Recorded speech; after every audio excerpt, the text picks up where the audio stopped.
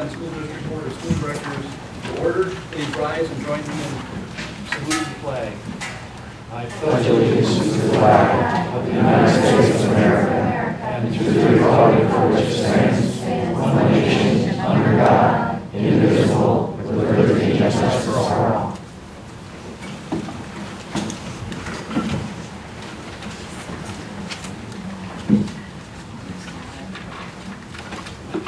The first item on the agenda is request to address the board. I will remind people that we have a rule that each person can speak for 3 minutes, and that be courteous to that fact because we have a number of people who want to speak tonight.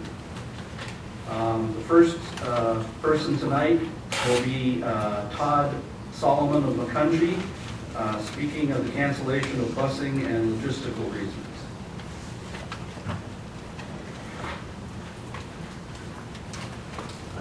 Thank you for letting me speak.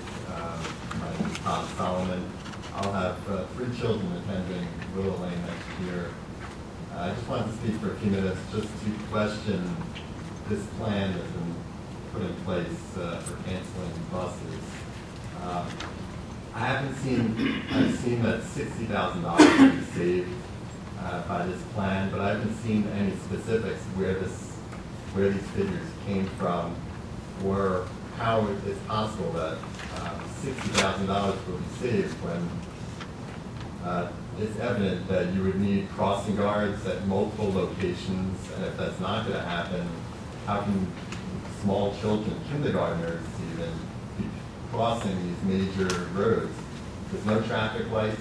There's not even a sign in front of the school that says school zone. And if any of you have been there in the morning or afternoon on a regular day when there are buses, it's very crowded between parents showing up and buses. There's a sidewalk that, even with sidewalk there, you need to cross that main driveway up to go to the school twice. So are you going to have people helping there, or what about it's going to take a long time for people to get into school? You're going to have to pay aides extra time to watch these kids that are showing up early.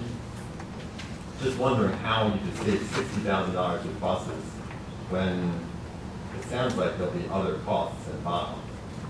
Not even to mention the safety factors that I don't think this is being well thought out, or at least you need a lot longer to look at all the variables to make it safe.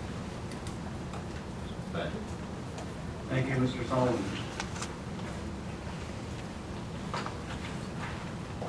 The next person I have is Mr. Jonathan Berger, speaking against the abolition of school buses for Willow Lane Elementary School.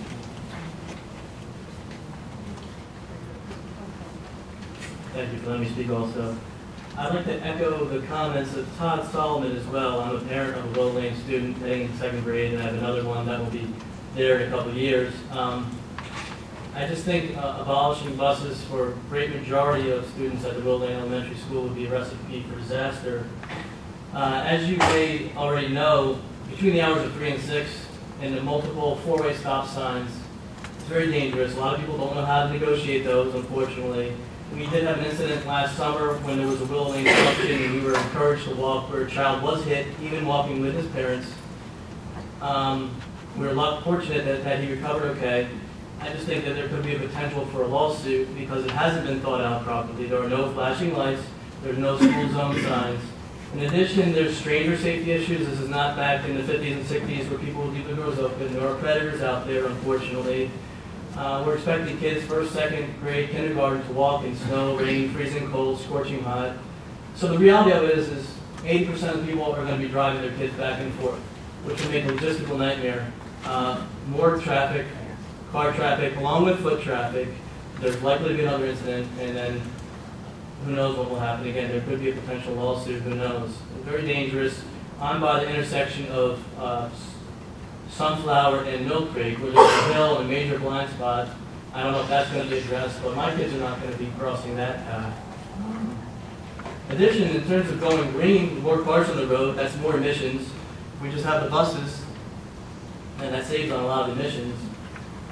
We have people that check kids in and out with IDs, which is a great thing, but it's just going to be a logistical nightmare. It'll be an extra hour for people to just get their kids out, and what if they can't find their parents, and you got to get to school out early. So there's just a plethora of issues, which I think the potential dangers and negatives far outweigh the very small, if any, savings in the school budget. Thank you very much. Thank you, Mr. Berger. The next person I have is Ms. Kathleen Appy, speaking about Willow Lane busing. I am not a parent with a student at Willow Lane. I am a school bus driver who happens to drive for Willow Lane. And I don't understand where the savings is going to come from either, because I know according to the contract that East Penn has with the First Student Company, you pay X amount of dollars per bus per day. So, like in '09, that was $169.09 for the 72 passenger bus, for instance. And if you take Willow Lane transportation away, you still have to pay for that bus, because that bus is going to a high school or middle school. So you're paying that money out, and I don't understand where the savings is going to come from. When in fact what you might be doing to me is raising my taxes but lowering my wage. And I don't understand that at all. So I don't see how you can possibly save $60,000 when you're paying the same amount for the bus. That's it, thank you. Thank you, Ms. Appy. Could we ask the audience to silence their cell phones, please, so everybody can hear? Next person I have is Mr. Richard Musselman of Emmaus, speaking on monies in reserve. Thank you. During the Tom Ridge administration, there was a reduction of employer contributions to the public school employee pension fund. Only a very few of the then 501 school districts in the Commonwealth put those dollars aside, prognosticating correctly that this dollar windfall would not last. I see one of you who was a school board member during that time. Districts have endured tremendous money needs because of this lack of foresight. Drastic cuts were made in personnel and programs. Don't make the same mistake in 2012 when cutting or not using what you have in reserve. The money is here, and it will come in because of a small increase in taxes. I know the value of an advanced high school diploma. I wish I had one myself, but my daughter does. Yes, she was an outstanding student. She fulfilled your vision and your mission statement. She was an outstanding student, but she also received a tremendous education at Advanced High School. And that diploma and her achievements have provided more scholarship dollars, $12,000 more, than I have paid in school taxes since I moved to the borough of Glass in 1986. That diploma is worth something. I know. Thank you very much for your time.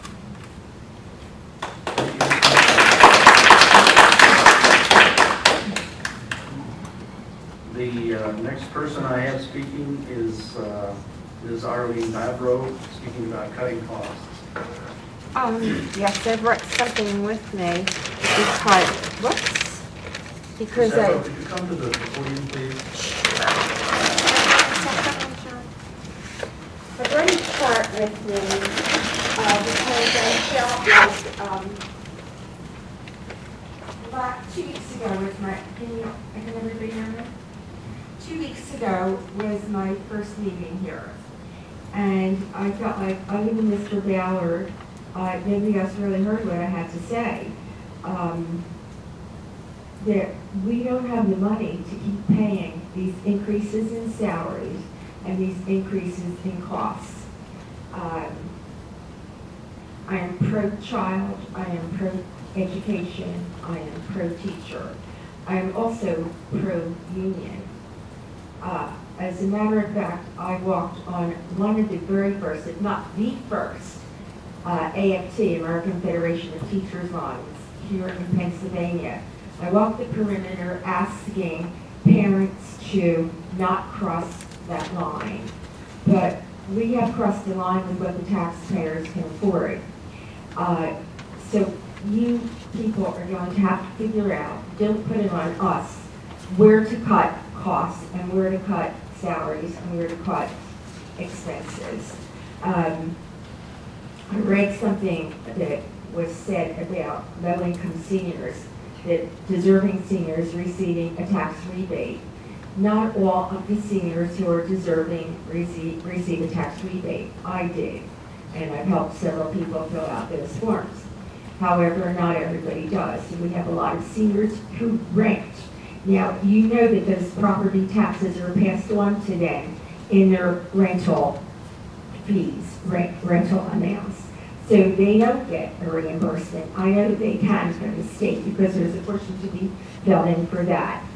However, additionally, there are people who own properties, like they're called modular homes, and they don't get a tax rebate. We have seniors living in terrible conditions in senior housing for $163 a month. Now, I met one last week in our new representative's office, in Ryan McKenzie's office. She was in the hospital 9 times in the past year and a half because of the conditions in this housing situation. So on behalf of 1,000 people who supported me in the last election, we are asking you to do Ms. Donch's proposal, to look at line items and decide where to cut.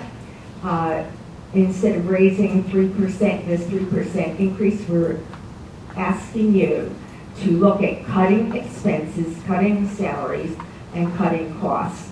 Now, I brought a visual along with me. I want to thank the gentleman holding it up for me. Because just because you want more money in the real world, that's not the way it works. If I'm working for an employer and they're net profit, man or woman, and they're making a net profit of $10 an hour, and I want $11 an hour, I don't get it. Ms. So just Favreau, because- if you lined up, you have over your 3 minutes now. Thank you. So again, on behalf of the citizens of this area that cannot afford this tax increase, we are asking you to adopt Ms. Doncha's proposal. Thank you. Thank you, Ms. Favreau.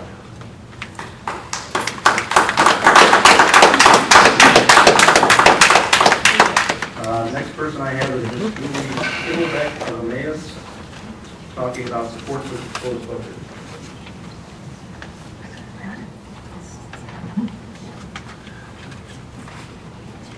My name is Julie Kittlebeck, and I live in Emmaus. Even though I'm the only person standing at the podium, I am speaking tonight for 114 East Penn residents who signed their names to this document. It says, the proposed East Penn School District budget containing a 1.7 to 1.9 tax increase, roughly $1 a week for the average household, is a balanced approach that maintains quality education and protects local taxpayer property values. Most of the signatures on this petition were gathered at one event, the annual open house at Lincoln Elementary in Emmaus back in May. A few of us parents set up a table on the sidewalk on Seam Street, and we provided information for the East Penn residents who stopped by. We had numbers for tax increases that were taking place in neighboring school districts. For example, 3.7% in Parkland and 4% in Salisbury, compared to the 1.7 to 1.9% then proposed for East Penn. We also provided the list of cuts that have already been made in our district. Everything from downsizing the staff and increasing class sizes to posting report cards online and even reducing the supplies in the nurses' rooms. Without canvassing, without knocking on doors, we got 80 signatures in a little more than an hour.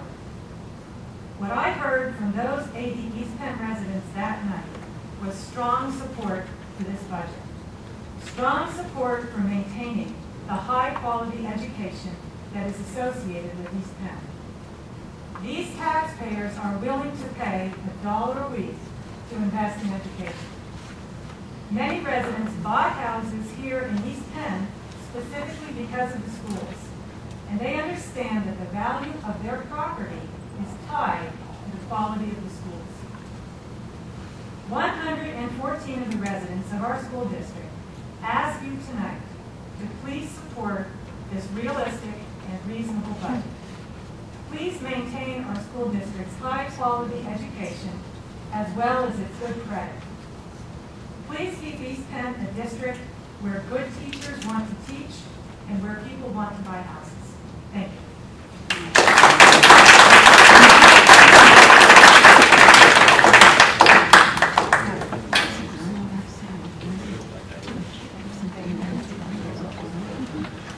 I believe this is Ms. Christina Negron, and she wishes to speak, she's from Emmaus, wishes to speak on school tax.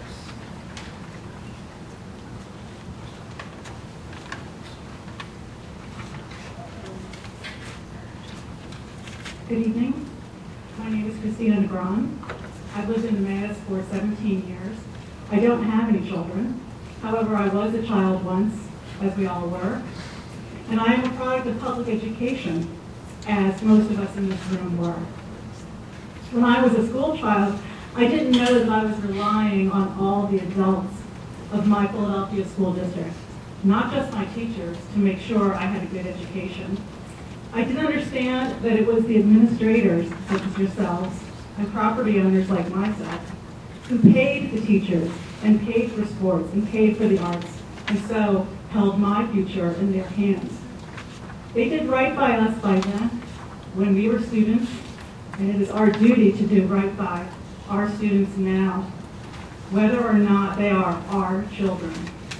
They are all our children. Indeed, those of us who are childless don't bear the expense of feeding and clothing and housing kids, so how can we possibly balk at the cost of educating other people's children? That attitude is short-sighted, and it's shameful. The argument coming from retirees in favor of a zero tax increase isn't much better. My husband is retired, and he realizes that a small increase, such as the one we're talking about tonight, is necessary, and like me, he supports it. But two of my retired neighbors actually bragged to me about the quality of education their children and grandchildren received from East Penn, and yet they would deny the same for the next generation of children. I don't understand why this small tax increase is even a topic of contention. What could we possibly spend our money on that is more important than public education, something we have all benefited from? Whether we are parents or not, working or retired, an educated society keeps us all safe, and it raises the quality of life for everyone. I support public education. I support the teachers of this district. I support this tax increase, and I urge you to do the same. Thank you. Thank you.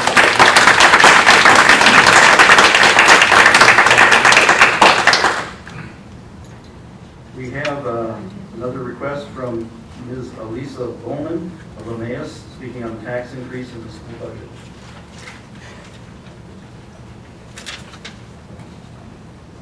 Thank you for letting me talk. I have a student going into third grade at Lincoln School, and I have to say that I moved into Emmaus just so we could benefit from this wonderful school district that we have here. I have not been disappointed. We walk to school every day.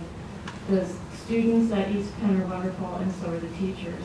I know some of you on the school board do not have children in the school district right now or possibly ever, and so I want to speak to how wonderful the school district is. The teachers put in so much overtime. I volunteered at the school. There's parents volunteering everywhere. Most of the extras that you see at the school are not there because they came out of administration's budgets. They're there because of fundraising, because the PTA or PTO is so incredibly active. And the teachers, I watch them pulling out of pocket every day to pay for students who come to school with the permission slip filled out for the field trip, but without the money they're supposed to pay for it. And so when you say you're going to cut costs, and you think that you know where it's going to come from, you have to consider that you've already cut positions. My daughter is a gifted student. You've already cut a gifted teacher. And so when you have parents of kids who need these services that you're already cutting, where are we going to go? They're going to go to Parkland. And so then the property values are going to drop. And so in an effort to save, what, $50 a year per person, it's going to cause people to lose tens of thousands of dollars in property values.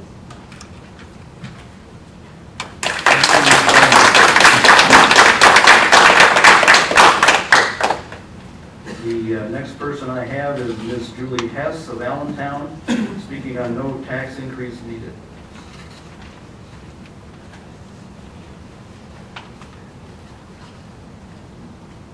Good evening. First and foremost, I would like to let everybody know this has nothing to do with cutting teachers and cutting education. So let's get that straight. Mrs. Sanchez proposed 3 budgets. So did Rebecca Hyde and Julian Stoltz.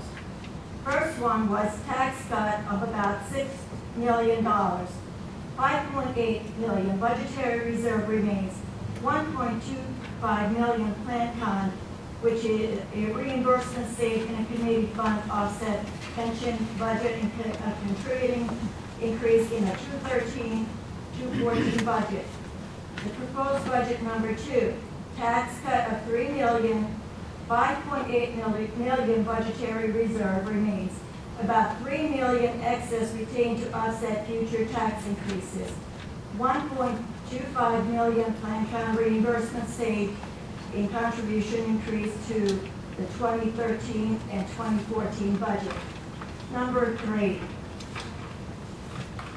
$5.8 million budgetary reserve remains. Over $6 million excess retained to offset future tax increases.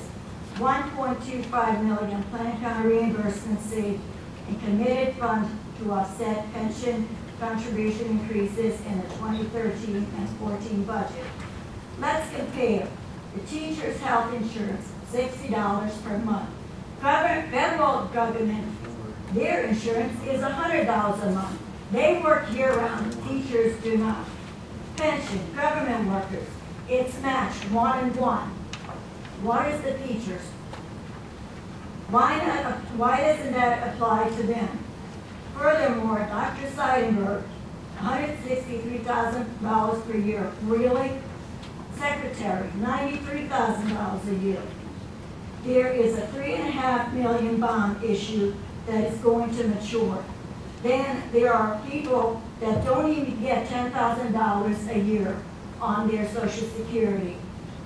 And Mr. Ballard says apply for tax credit from school. Yes, thank you, we appreciate it. But that $500 doesn't get you far on that kind of money. But don't stand there and tell me to live on that. Take a step back and remember, we are the taxpayers. We're paying for this, so do the right thing by us so we don't have to vote you out next election. Thank you.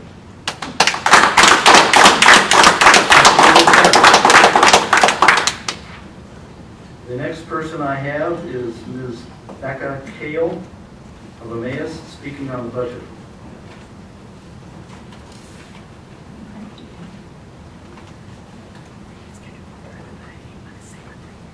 Thank you for listening. I wanted to thank you for all the work that you've done and put into this budget, and I applaud the 1.5% increase, which I understand is under the index. I also want to let you know that I appreciate the fact that you've used a small portion of the reserve fund. Honestly, I would have preferred that you hadn't used any, but I can understand the tough decision I was faced. My children are 2nd and 4th graders, and I do not want to see programs cut at the middle and high school level that are never going to come back for them. I also support the decision to give us to Willow. From the beginning, I had always understood that Willow was going to be a neighborhood school with most students in walking distance. I am a Jefferson parent, and I am bused to that school because we are on, I guess it's because of Chestnut Street. I would support eliminating busing at Jefferson if it meant programs would not be cut in the future. Thank you. Thank you, Ms. Bailey. The next person I have is Mr. Matthew Junker of Emmaus, speaking on the school district budget.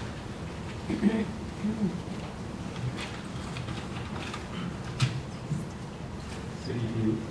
My name is Matt Junker. As a homeowner and taxpayer in the East Penn School District, and as a parent, I would like to express my support for the district's proposed budget that includes a 1.5 to 1.9% increase in the property taxes.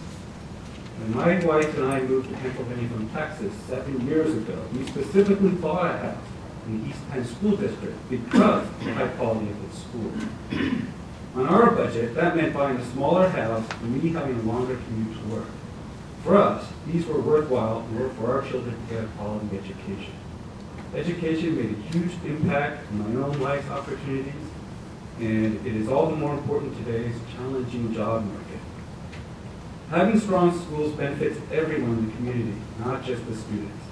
I have lived in many parts of the country, including Vermont, Connecticut, Virginia, Texas, and different parts of Pennsylvania, and in all these places I've noticed that the communities with good schools are the ones that are the healthiest and most vibrant and have the highest property value. I cannot help but think the known quality education of the East Penn School District attracts residents who also appreciate and support the vibrant downtown, active neighborhood groups, community events, and good libraries, all of which we have here in Emmaus. I myself would favor an even larger property tax with fewer cuts to educational programs. Given that other residents favor no property tax increase at all, the proposed 1.5 to 1.9% increase is more than a fair compromise, especially considering that neighboring districts are passing much larger tax increases of 3.7 to 4.8%. I ask all of you to vote in favor of the proposed budget, knowing that even with this budget, there will still be cuts upon the educational programs in the district. Thank you. Thank you, Mr. Junker.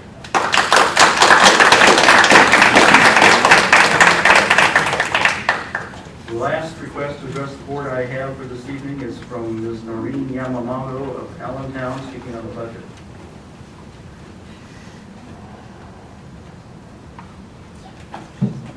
I'm a East Penn resident and taxpayer, and I just wanted to thank you for being very level-minded stewards of the budget and of the district. I'm a parent, and I favor the proposal post-budget. I think it's penny-wise and pound-foolish to try and get too much into the reserve fund. I know that's why a lot of other districts are having to make more cuts, and I would ask the people that advocate going into that fund and not raising taxes at all, I would ask what they're going to do in the coming years, because it's obvious that the tax burden has shifted to the local governments from the state, and it's a different scenario. And I appreciate that you've worked so hard to make this work. It's a minimal tax increase, $50 a week. And I also would say I support reasonable, good salaries for our teachers and for administrators. I think that you need to attract quality people, and I think if $50 a year is going to make or break you, then you need to look at your savings plan, because obviously it wasn't worth it. Didn't really help. Thank you. Thank you, Ms. Yamamoto. Request to address the board from Mr. Larry Schneider of Allentown, Pennsylvania, on budget management. Good evening. Thank you for taking my request. I think my picture might have been lost in the shuffle. My name is Larry Schneider. I've been an active member in Lower McClinty Township, co-founding member of Citizens for Change, director of the library board for 4 years, and current chairman of the zoning hearing board. I introduce these activities to hopefully validate in your minds my comments and instill some curiosity so you might consider pursuing a future dialogue. As an activist taxpayer living on a fixed income, I wish to share the concerns that I have been voiced by many about increasing local school taxes, especially those affecting the senior citizen demographic. It appears that every time we turn around, there's another attempt by the state government to abrogate the responsibility of participating in the education of our children, our future. They need to uphold their end of the bargain, and as within the PA state constitution it clearly states, the General Assembly shall provide for the maintenance and support of a thorough and efficient system of public education to serve the needs of the Commonwealth. The reality is that the state has been ignoring this obligation for years. At one point, they funded education at 50-50 basis with the local taxpayer, moved to 35% overall participation factor, and now for East Penn, it's fallen to 20%. While any tax increases are unfortunate, it appears that with the significant lack of support of Governor Corbett for the state of Pennsylvania and our need to sustain a reasonable level of services, an increase is inevitable. I'm glad to learn that the East Penn School District has worked hard to take a projected 3.2% tax increase down to roughly 1.5% tax increase, even though it was qualified with exceptions for a 2.9% tax increase. Based on this development, in spite of the irresponsible educational budgets, I believe it's important to recognize Superintendent Seidenberger and give him and his staff credit for both their exceptional cost budget management assessments, in addition to their sensitivity of the financial constraints of the citizens of the East Penn School District by arriving at a budget proposal below the 2.9%, accomplishing this without program cuts. I'd like to leave you with one final ultra-critical thought. Unfortunately, despite your exceptional efforts, you really have little control over your budget management efforts, especially when you consider the state funding mentality that knows only one path, and that is to cut the educational budget. And then there's the other thing, the 10,500-pound, or should I say, household gorilla in the room, the municipality of Lower Macungie Township, and their attitude towards growth. Recent and past experiences have shown it's in no way a smart growth policy, but rather rampant growth seriously impacting educational facilities and our school taxes. A perfect example of this is a matter that is before the Lower Macungie Township Board of Commissioners relating to a new mixed-use ordinance that could seriously impact the density of housing and apartments adjacent to the Route 100 Macungie corridor. The Board of Commissioners have had workshops with their Planning Commission, but have, to my knowledge, at no time involved school district dialogue to factor in the potential educational cost impact.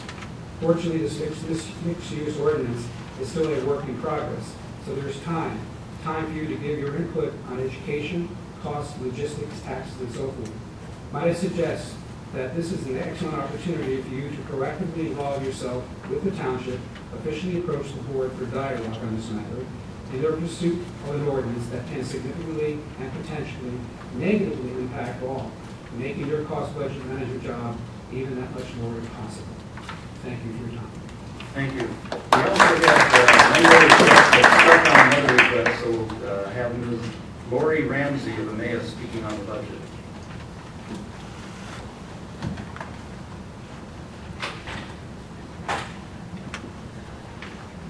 Good evening.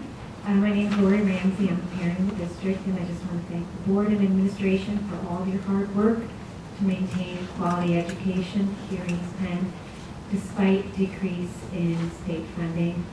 I know you have to be creative because there are so many things that are services that are mandated that we must provide, despite the fact that the funds aren't always there for you. So I thank you very much for your efforts. And in the spirit of supporting quality education here, I support public education and I support the proposed budget. Thank you.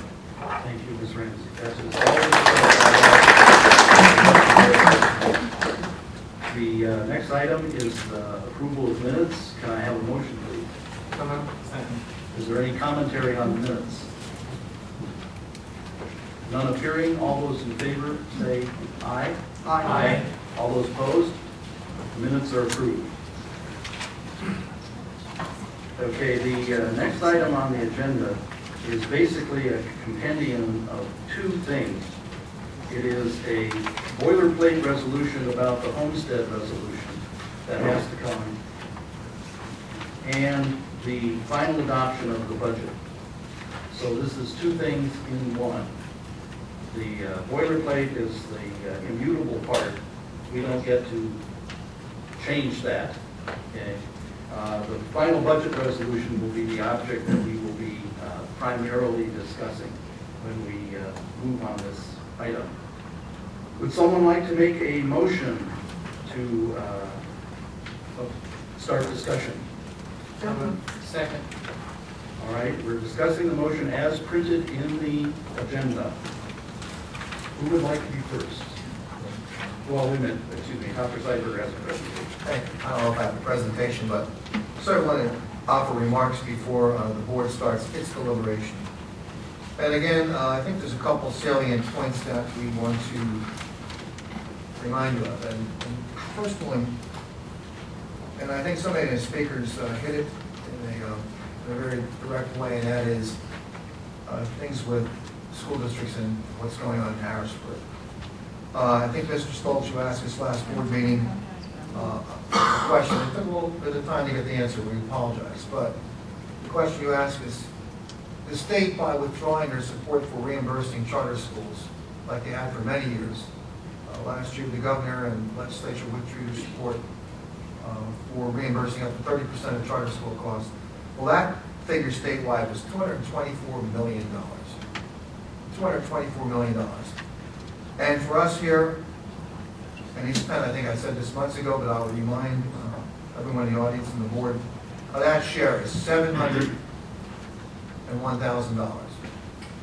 That share is $701,000. That evaporated. Also, I think it's worth noting that once again, the Auditor General, Jack Wagner, came out last week with a report, and again, I will say this for the umpteenth time. I think he even said this at a chamber lunch last week.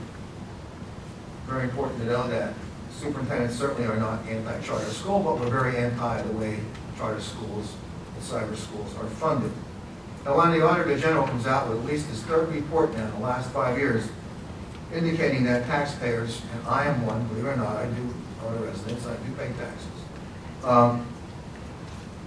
that we're overpaying cyber charter schools and charter schools to the tune of $365 million in the state of Pennsylvania.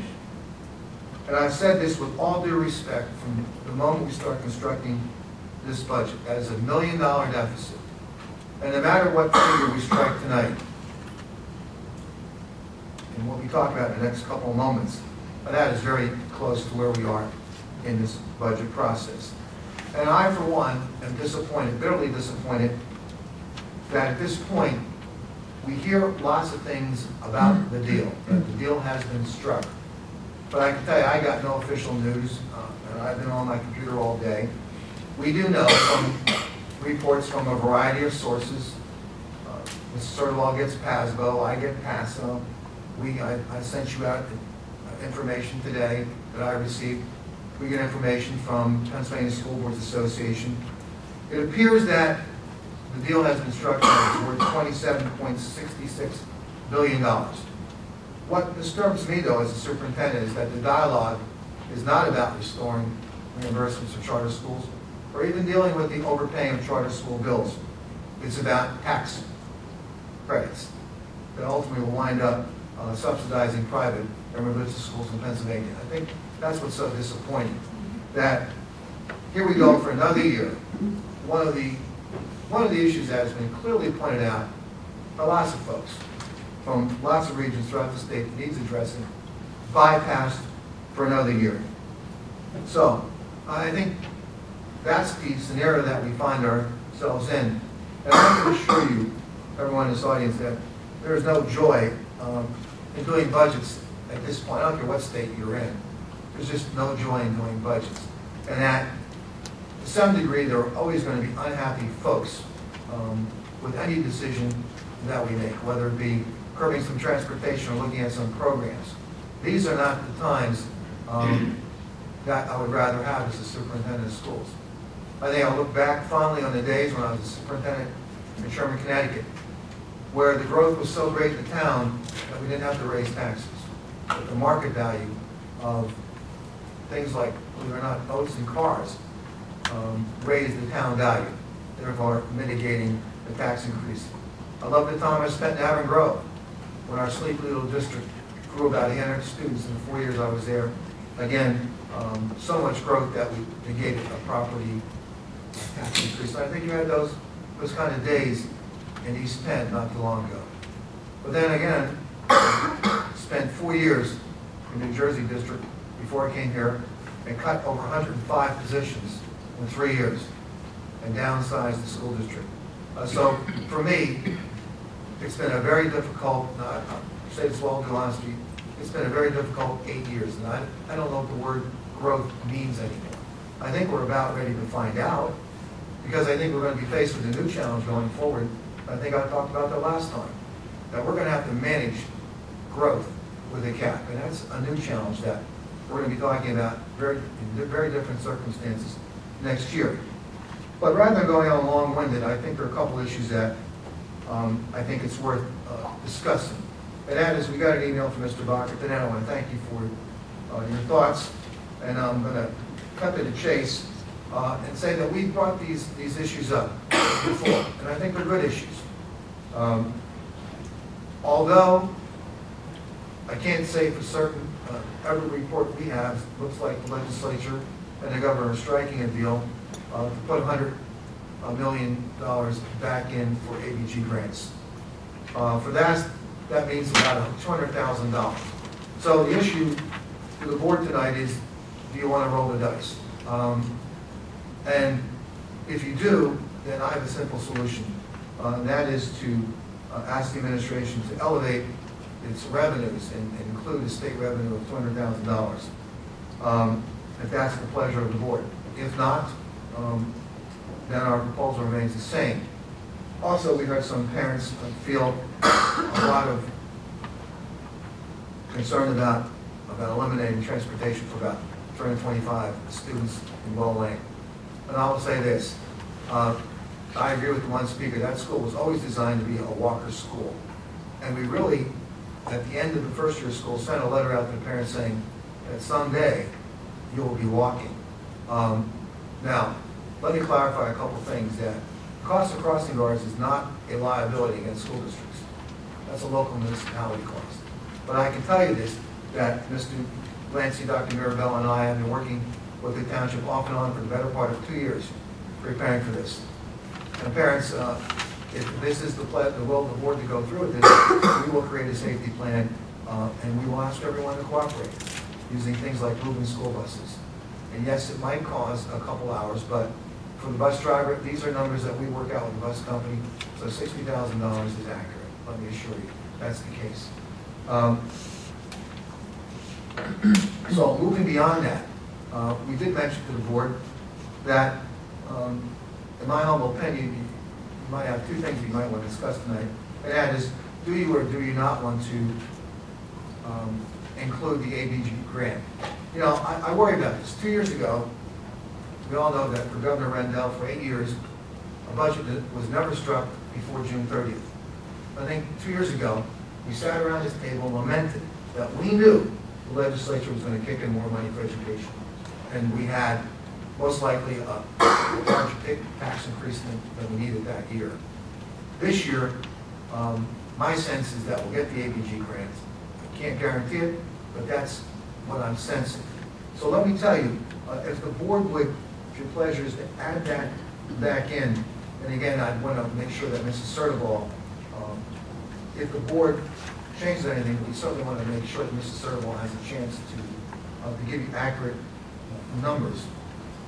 And if you do change something, let me assure you that numbers would have to be changed in the budget. That if you would add in $200,000 for a prospective ABG grant, that would drop the tax increase to 1.3%.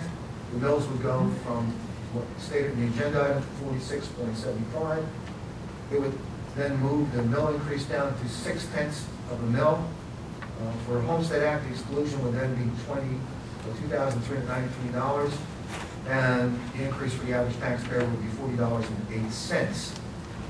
However, if you were to take the ABG grant and think about restoring Willow Lane transportation, which is $60,000, we would still drop right now the increase is 1.56. That still would drop the increase to about 1.37 if it would be $200,000. And then the village increase would go up 0.63, and the average taxpayer would then see an increase of $42.08. So the impact would be about $2.08 for every taxpayer in East Penn to provide transportation for about 325 students in Lowell Lane who live within the 1.5 miles legal area that we have to transport kids. So I think those are the comments that I want to make, Mr. Ballard. Again, I wish the legislature would approach their work in a more fastidious and expeditious manner. However, it is what it is. Also, tonight I gave you an excellent article from the Pennsylvania Policy Center regarding the EITCs and the prospective scholarship. I still feel in my heart, and I've emailed Mr. Simmons, I've emailed Mr. McKenzie asking him to vote no, and I would hope that you would find in your hearts to do the same thing. I think this is a difficult policy. I think that law would be subjected to a challenge almost immediately on its constitutionality, and this is just a simple shadow way, I think, of providing vouchers and subsidizing private and religious schools in Pennsylvania. So, Mr. Ballard, those are my comments for this evening. Thank you. With the board's indulgence, I think let's try to, I'm going to propose something and see if everybody can go along with this to facilitate things. As you heard Dr. Steinberger rattling off different numbers, we could get into a mass confusion of which number is which. So if we could have one round of simple discussion about whether or not you want to do two things to start with, then we can add other possible alternatives. But first thing, two things. Add in the ABG grant and add in Willow Lane transportation. Those are two separate issues, but you can have separate opinions on both of them. You can say no to both, you can say yes to both. You can say yes to one and not to the other. But what I'm saying is, get those general things out, then we can have one set of numbers thrown out about what the budget currently looks like, and then we can entertain proposals to change that. Mr. Ballard, before we have the discussion, we heard that the increase, if we include the full ABG amount in our budget and reduce the tax increase by that amount, it would be a 1.3% increase. What is the current percentage increase as the resolution is written? 1.56. Thank you. Are there any other limiting questions? I want to make sure that nobody's unhappy with that approach, so we can try to keep things straight, because we will have dozens of numbers floating around differently if we don't take some kind of ordered approach to it. Is that acceptable to everybody? One round, we'll just talk about whether or not we want to include or not include those two items, and then we will go around and see if anybody wishes to make a different proposal. Okay. Ms. Fuller? I'm always loath to make a commitment concerning funds I am not assured of. But Dr. Seidenberg, you said you feel in your gut you get the 200,000 AUG grant.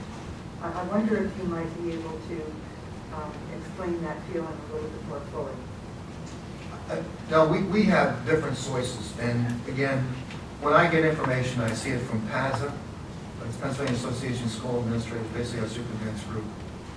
I get it from PASBO, Mrs. Serval gets her information.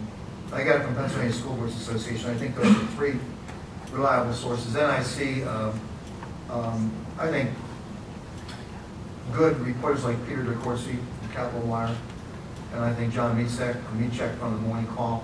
And I think when we see those sources citing that the governor and the House and the Senate are agreeing on $100 million for ABG grants, that makes me reasonably certain that we would get close to what we got last year. $200,000 is a little bit less than I think the 217, but for purposes of debate tonight, maybe that figure just rounds things off and would allow Mrs.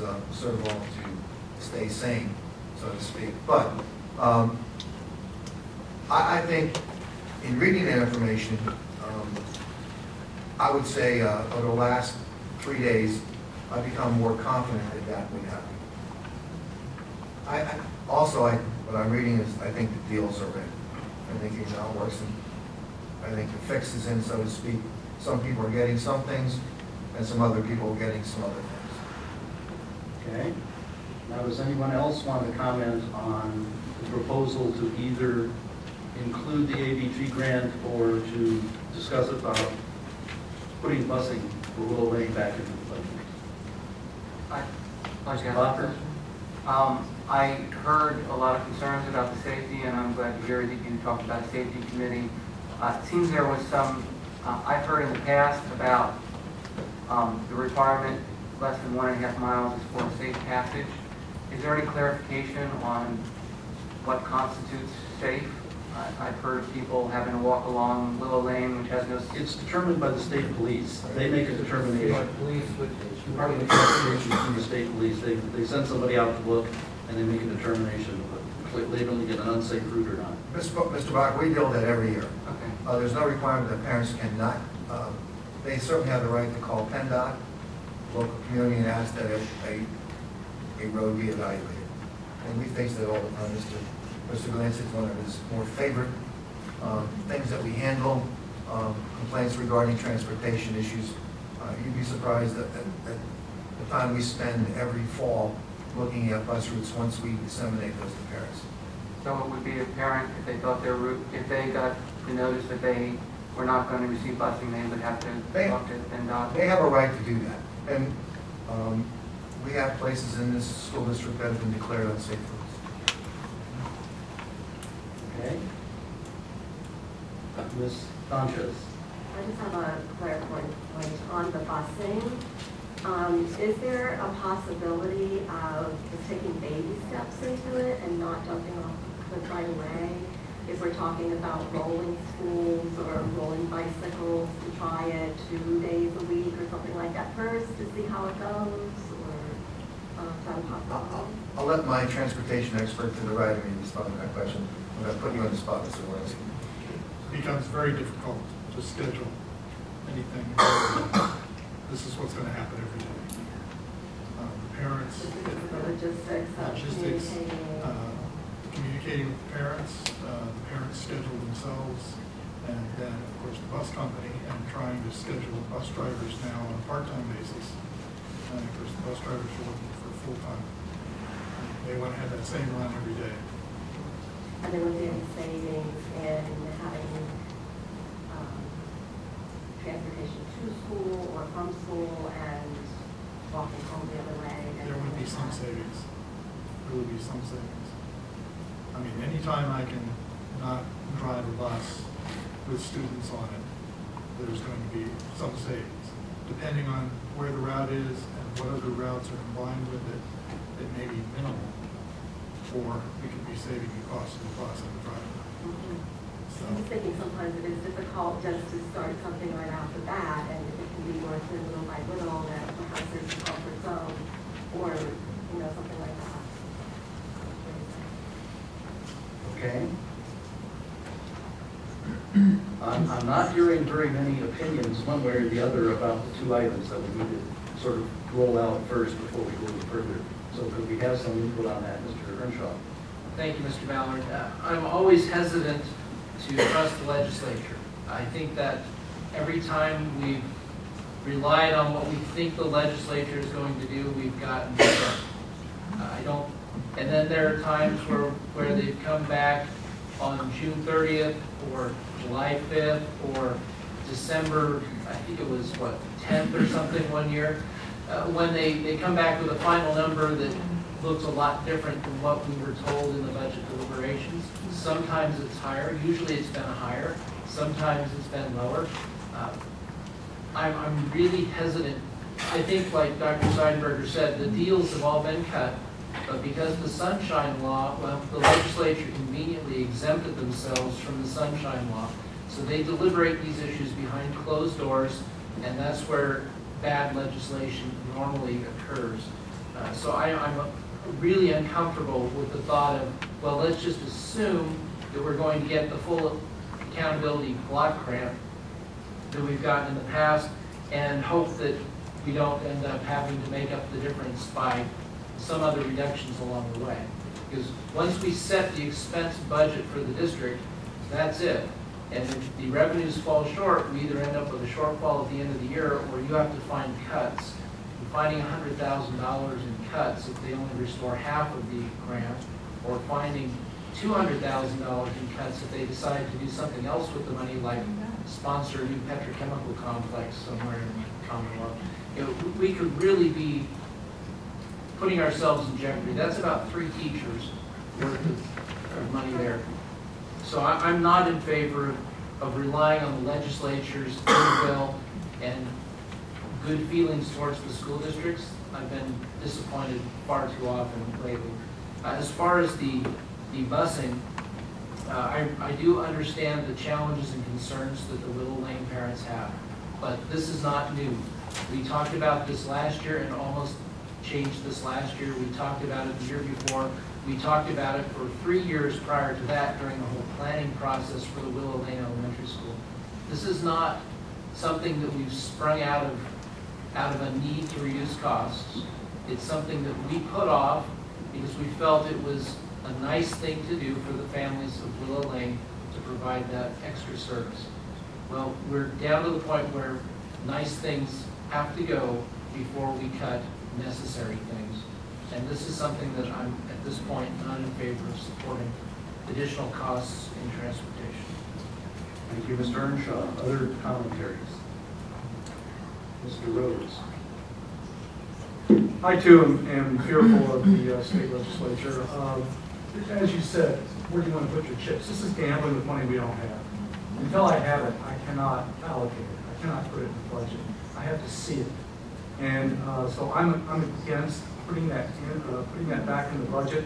But maybe you could explain if it comes in after the budget, where does it automatically go if we don't say something else was? General fund. Thank you. Mr. Stoltz. Actually brought to my attention at a recent forum where our former state representative spoke, that there is an item that allows for school districts to postpone adoption of their budget until 14 days after the state adopts their budget, if the state adopts their budget after June 15th. I have a copy of that in front of me, and I would be happy to distribute it to the rest of us. We have a lot of engineers on this board, and I know engineers like to have all the information before them before they cast a vote either way, and I hear a lot of trepidation in some other votes. We're not necessarily engineers. So with that in mind, I've provided you with a copy of that. Since it appears that we don't have to vote on the budget tonight, since the state has not yet fulfilled their constitutional obligation to pass the budget, I therefore move to table. I second it. We have a motion to table on the table, so to speak. It is not debatable, as I recall. We will now take a vote. That means that you do have a point of order at this time. I just have a real quick question. Why can we not discuss it? Can you explain that? If this is a motion, is this not? You move to table it. There's a certain set of reserved motions, like motions to end debate and motions to table. I believe, and just take a moment here and we'll check a little further, but I believe the motion to table is one of those non-debatable motions. You simply vote on it up or down and then go on from that point. It's to cease talking about something, one way or the other, either to end debate or to table the motion so that the further discussion is not done. It is not debatable. It's not debatable, so that's one of the things in parliamentary law, that's what the use of a motion to table is. So does everybody understand this? I'm presuming this is motion to table to a date certain, which is the next meeting on July 9th, which comes within that 15 days. Correct. Okay. So that's what you're voting on. You're voting to put this entire discussion off until the first meeting in July on July 9th. A yes vote will table the motion, a no vote will not table the motion. Mrs. Sanchez, do you have a question of order? Yes, would that be providing that the state passes their budget soon? I mean, like they may wait until July 15th to pass it, and then it would be 15 days, something like that, correct? I guess that could be interpreted also. Point of order, the motion to table is until the board removes it from the table. That's true. We can always remove it from the table at our next meeting or a subsequent meeting. All right? It would just come automatically off the table on July 9th if the other. Point of order, Mr. Bowden, it would have to be voted on by the board to bring it off the table. All right. We will go on from that motion. Ms. Bursell, will you call the roll? Again, a motion to table stops debate for the evening on this particular issue. Mr. Earnshaw. Nay. Mr. Rose. No. Ms. Sanchez. Aye. Ms. Fuller. No. Mr. Polacano. Aye. Mr. Bacher. No. Mr. Stoltz. Aye. Ms. Hyde. No. Mr. Ballard. No. 6 nays, 3 ayes. Okay. Mr. Stoltz, do you have anything else you wish to say? I do, well, while fear is not the word that I would use to describe my feelings toward the legislature, disgust is much closer to the point. I feel fairly confident from everything I've seen, and I get over to Harrisburg often enough, and I'm confident with Dr. Seidenberger, who is a cautious man. His gut instinct that we're going to get this education block grant, whatever the terminology is, to include it in our vote tonight. But I would also ask that busing be restored. I made a promise, actually it was on one of my pieces of mail that I put out, that I would continue to support busing in East Penn. Whether you agree with me or disagree with me, you can't say that I have ever not upheld what I promised to do during the course of the campaign. So in fact, I'm prepared with several of the amendments I have tonight to restore busing through various means. I would prefer that it be taken out of this $200,000, but there's other ways we can do it as well. It's $60,000, kind of a rounding error when we're looking at this budget. So I would urge Dr. Seidenberger to include busing in this budget. Okay. Let's see, Ms. Fuller, you've already had a chance. Ms. Hyde, I don't believe you've spoken. Sure.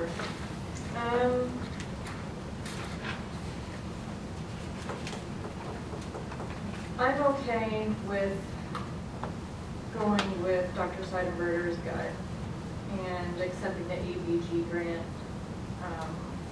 assuming that we get it, and reducing the tax increase to 1.3%. I'm on the fence with the Willow Lane. I do feel like there are a lot of issues I think that need to be ironed out that maybe we didn't discuss on the school board, but I also do feel that there is an opportunity for students to walk, they should walk. I do hope that we do put a lot of things in place for the student safety, because it would break my heart if there was an accident. So I'm kind of on the fence with that. I'm okay with them walking if we have a solid plan that we feel we can get full support for. Okay. Mr. Polacano, do you have anything? Yeah, I too have been following what's going on in Harrisburg, and I agree with Dr. Seidenberger. My confidence has grown over the last few days that they will pass the bottom button on all for putting the EBG back into the budget. And as far as busing, I think we've already been talking to the township about helping out there, and I think they agree to work something out to help. If it comes to that, to help the kids, keep the kids safe in the school. I haven't said anything. I think everybody else has said something on the issue. I will say that while I'm not very confident in the legislature at any time, I think this one probably has a reasonable chance of going through. And I'd much rather be in the position of blaming the legislature than going and taking one-time money from somewhere from our reserves and plopping it in to try to do something here, when that is a fiscally stupid thing to do. You don't adjust rates with one-time money. You adjust rates with revenue changes. You adjust rates with cuts. You don't take one-time money and try to put it into a continuous rate stream. So in that case, I would be in favor of restoring the, or lowering the total tax increase by assuming we're going to get $200,000. It's kind of a gamble, but again, then I can blame somebody else. But on the busing, it's a very hard issue. It's a very emotional issue for the parents involved, and then we're talking about money, and that's another issue that's emotional for some people. So balancing off both of those concerns, I think we need to be realistic about understanding that we are in a tight economy, and we do have to take some of the unpopular things and doing it. So I would be in favor of maintaining the cut to the low lane busing, because we do have to cut somewhere and reducing our risk to a certain degree. All right, now, we've had everybody speak, kind of. We'll take another round if anybody wants to make a secondary comment on this, and then we'll talk about how we're going to deal with the dichotomy of opinion. Forward. I recall years in which we have passed budget, and then the state did indeed give us more than we anticipated. We had to reopen the budget, and then make reallocations. Am I remembering that properly, and what the procedure? That only occurs if they pass it after June 30th. If they pass it by June 30th, they don't reopen it again. And there were years we did it after June 30th. Yes. They gave us that opportunity. That was written into the legislation in the past. Okay, so Mr. Earnshaw. I don't believe that, at least in my tenure on the board, we've never reopened a budget after the fact. Not that I recall. The only reason we would open it would be to restore funding cuts. Because once the budget is passed, the property tax bills are printed and mailed, and usually the amount of money from the legislature for us to reprint and remail bills would cost more to the district taxpayers than they would save by getting a slight reduction. And excuse me, I'm sorry, I missed, I didn't convey what I was really thinking. That was simply about changing, if indeed we got the $200,000, could we not then make a real allocation in our internal budget thing? Let's indeed take care of the Willow Lane busing. Well, you could restore busing, yes, but again, that would be an increase in the expenditures of the district, which would only be authorized if the legislature gave a special exception beyond June 30th. We can't add expenditures in the budget after we passed it. Okay? All right, so we're at this point where we've had a dichotomy of opinion whether to include the ABG grant or not. We could do it as a friendly amendment if there's a consensus of the board to include it, or we could go for a formal motion and a vote to amend, but then we're into this thing about where the solicitor believes if we have amended the motion, that we only talk about the amended motion once. So I'm trying to get some friendly amendments possible here if there's enough sentiment on the board to friendly amendment the two items one way or the other. So just as sort of a informal show of hands, how many people are in favor of including the ABG grant in the current budget? That's 4. All right? 5. 5. Okay. Okay. Do something. All right. So there's a possibility of that. Could we entertain a friendly amendment then? Does anybody on the opposite side want to have a vote on that particular issue? We can do that. Or can we just do a friendly amendment to re-include right now, and we're not going to get numbers yet, just the ABG grant into the budget, thus lowering the tax rate Any objection? Who made the motion? Who made the motion this week? No, but on the budget itself. Budget itself. Would those people agree to that friendly amendment? That was their motion to begin with? So right now, like I said, if anybody really objects to that, call for a vote. We'll have it, the up and down vote later on, because we still have other issues to discuss. I'm just trying to get this into a position where we can discuss some overall matters.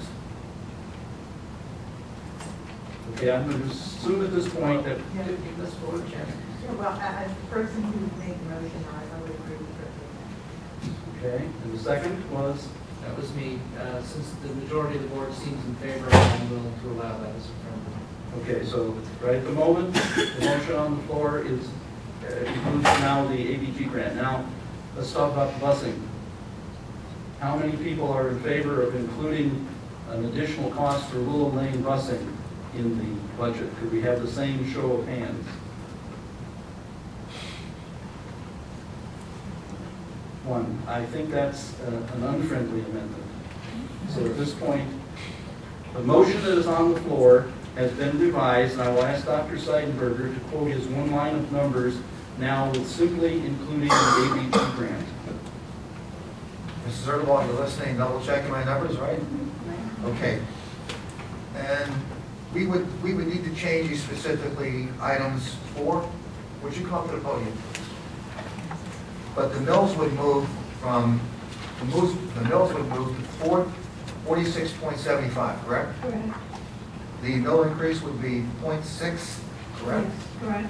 The homestead exclusion amount would change to $2,393, right? Correct. The tax increase would be 1.3%, right? Yes. And then the median gross annual household tax increase would be $40.08. That's provided we add $200,000, right? Correct. Into revenue line item, right? Yes. Anything else that's been changed? Well, we'd have to, those things would just have to be changed in the resolution in the various places where they occur.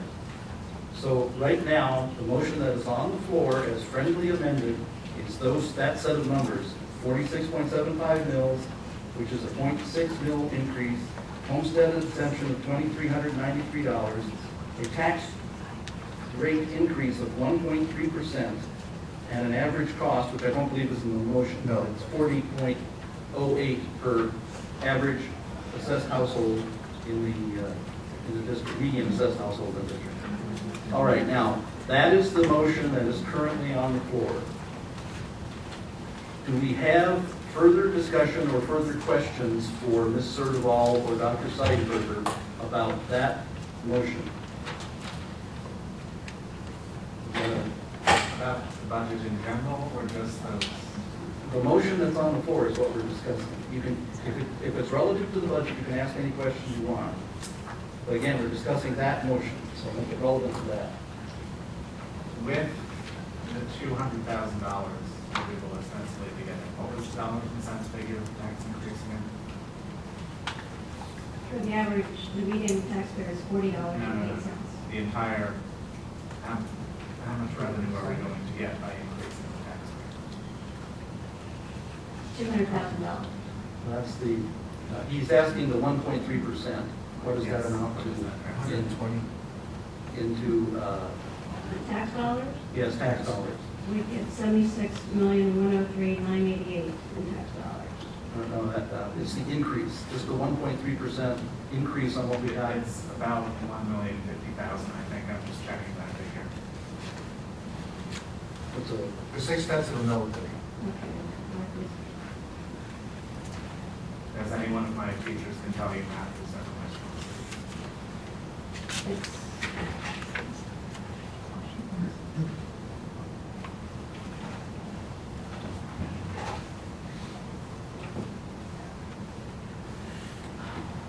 $998,825.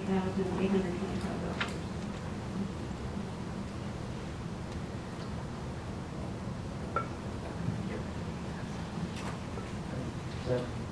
It's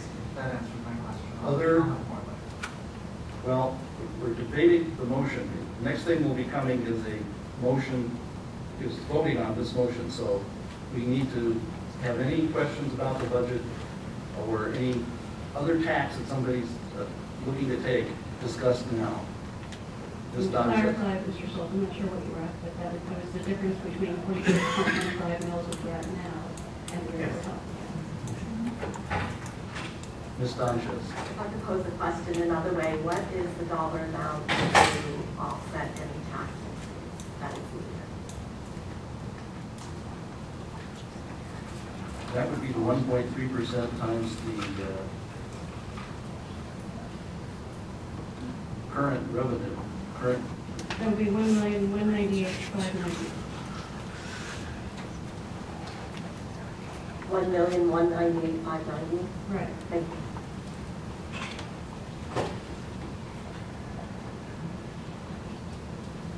Okay. Other questions or comments, Mr. Bacher? Were you raising your hand? No, I realized in the first round I hadn't said a comment. I had just asked questions, but we've already amended the motion.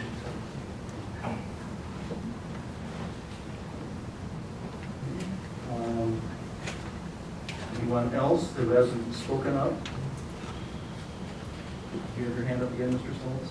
So if we have a motion to amend the budget, now would be the time.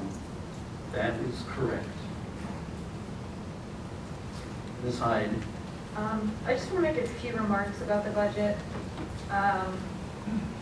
This is something that is really hard for me to make these decisions because I listen to everybody. I consider myself more of an independent these days because I can't stand the polarization between everybody. I do think it was possible to have a 0% increase, but on the other hand, I think what the administration and what Dr. Seidenberger has done has been a fantastic job, so I commend you. You got it below the index. Because I've seen everyone work together so much, I don't know if I would ever support going above the index at this point. My one more year on the board. And I think it's something that we need to consider as people who ran for 0% tax increase. Do you realize that we gave LCTI extra money, 1.7%? We gave L-Tri-C. So we raised their budgets, and that's something that if we sit here and say, no, that's part of our schools, we should be even higher than that. And I don't even want to say that out loud. We really have to consider things. And we're lower than the 1.7 that we gave LCTI. So that to me made me really think when I was driving to work the other day. And I'm right across the street from LCTI. And sometimes we dig our heels in because it's the only thing we know how to do. And I find that sad for both of our groups on here because it seems like we always tend to vote one way. I do, but I think we will see changes in the future with our medical insurance and things like that. And I think that we can continuously give savings to the taxpayers at these smaller increases and maybe down the road a 0% increase. I just want to say one thing that I do get very insulted when I hear people from the community talking that I can't make a good decision because I don't have kids. I hope the community knows that I did go to school here. I'm successful, at least in my own mind. I like to think I am. I know how much this degree is worth. I find it a personal attack because I don't have a little Johnny or a little Sally in the school district. I have 100 little Johnnies and 100 little Sallys that we have to take care of up here. So I think that really hurts my feelings. I will have a nephew going to the school district. And I also have my favorite kid, Sid and Hendrix, that will be coming to the school district next year. So please don't think I don't make good decisions because I don't have kids here. I'm a product of this school. And the final thing I just want to say is I support this 1.3%. Thank you. Thank you, Ms. Hyde.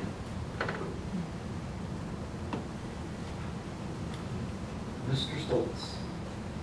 I have quite a bit to say. First of all, as I said earlier, I'm disgusted with the legislature. For shame on the governor for failing to lead on a proposal that would eliminate the property tax, which as far as I'm concerned is highway robbery of people who have paid off their homes, have lived here their entire lives. And they should own their homes. They should be secure. They should have the constitutional right to be secure in their own property. And as long as government can continue to tax their property and continue to raise the taxes on their property, they're paying rent to the government. And that's just antithetical to the founding principles of this nation. And it's the fault of the legislature and the governor, and at the moment the Republicans, for failing to lead on this issue. They had a bill, it wasn't perfect, but they could have amended it in their committee, Jim Cox's House Bill 1776, and they decided to table it and push it off till the fall. And I doubt they'll take it off the table then, because this is an election year and they're just so afraid that they're going to offend somebody. Well, let me tell you, there's a lot of taxpayers that are offended across this Commonwealth. Their taxes are going to be going up yet again. And that's people who care about education and want to see their community do well. Which leads me to another point. I realize, and I've heard it every year I'm on this board, people are afraid that if there's a zero tax increase budget, the quality of education in these Penn is going to be hurt. It's not. The reason that there's such a high quality of education in East Penn is because of parents like those I see in the audience today. Because you care about education, because you urge your kids to study. You make them sit down at the table and do their homework, just as my parents did with me. You have teachers in East Penn that care about the children. I don't always agree with what the teachers union does, but I know that the teachers in East Penn care about education and care about the children. That's why the quality of education in East Penn is wonderful. Not because taxes are going up every single year. I don't have children in the district yet. I'm 24. I can't afford to have children yet. But I plan on doing so one day. You know, I work out in Carlisle, but I live here. And I've been told, well, you should move, you know, make it cheaper. No, I want children that, God willing, I will have in the future to grow up in East Penn, to go to Emmaus High School just like I did, and have the same quality of life in this community that I did. I plan on staying here my entire life. I plan on raising a family here in East Penn. I plan on paying taxes here in East Penn. And I care about this community just as much as anyone sitting in this room. But I also care about those people who have lived here longer than 17 years. They've grown up in East Penn. They're now well into their retirement years. They've paid off their houses. And you know what? Some of them have had to move. Some of them have had to leave East Penn because you have $50 this year, $50 the year before, $100 the year before. Mr. Ballard, it is my understanding that you said that you have voted for a zero increase budget 3 times in your career on this board. Well, good for you, but given how many years you've been on this board, that's hardly an achievement.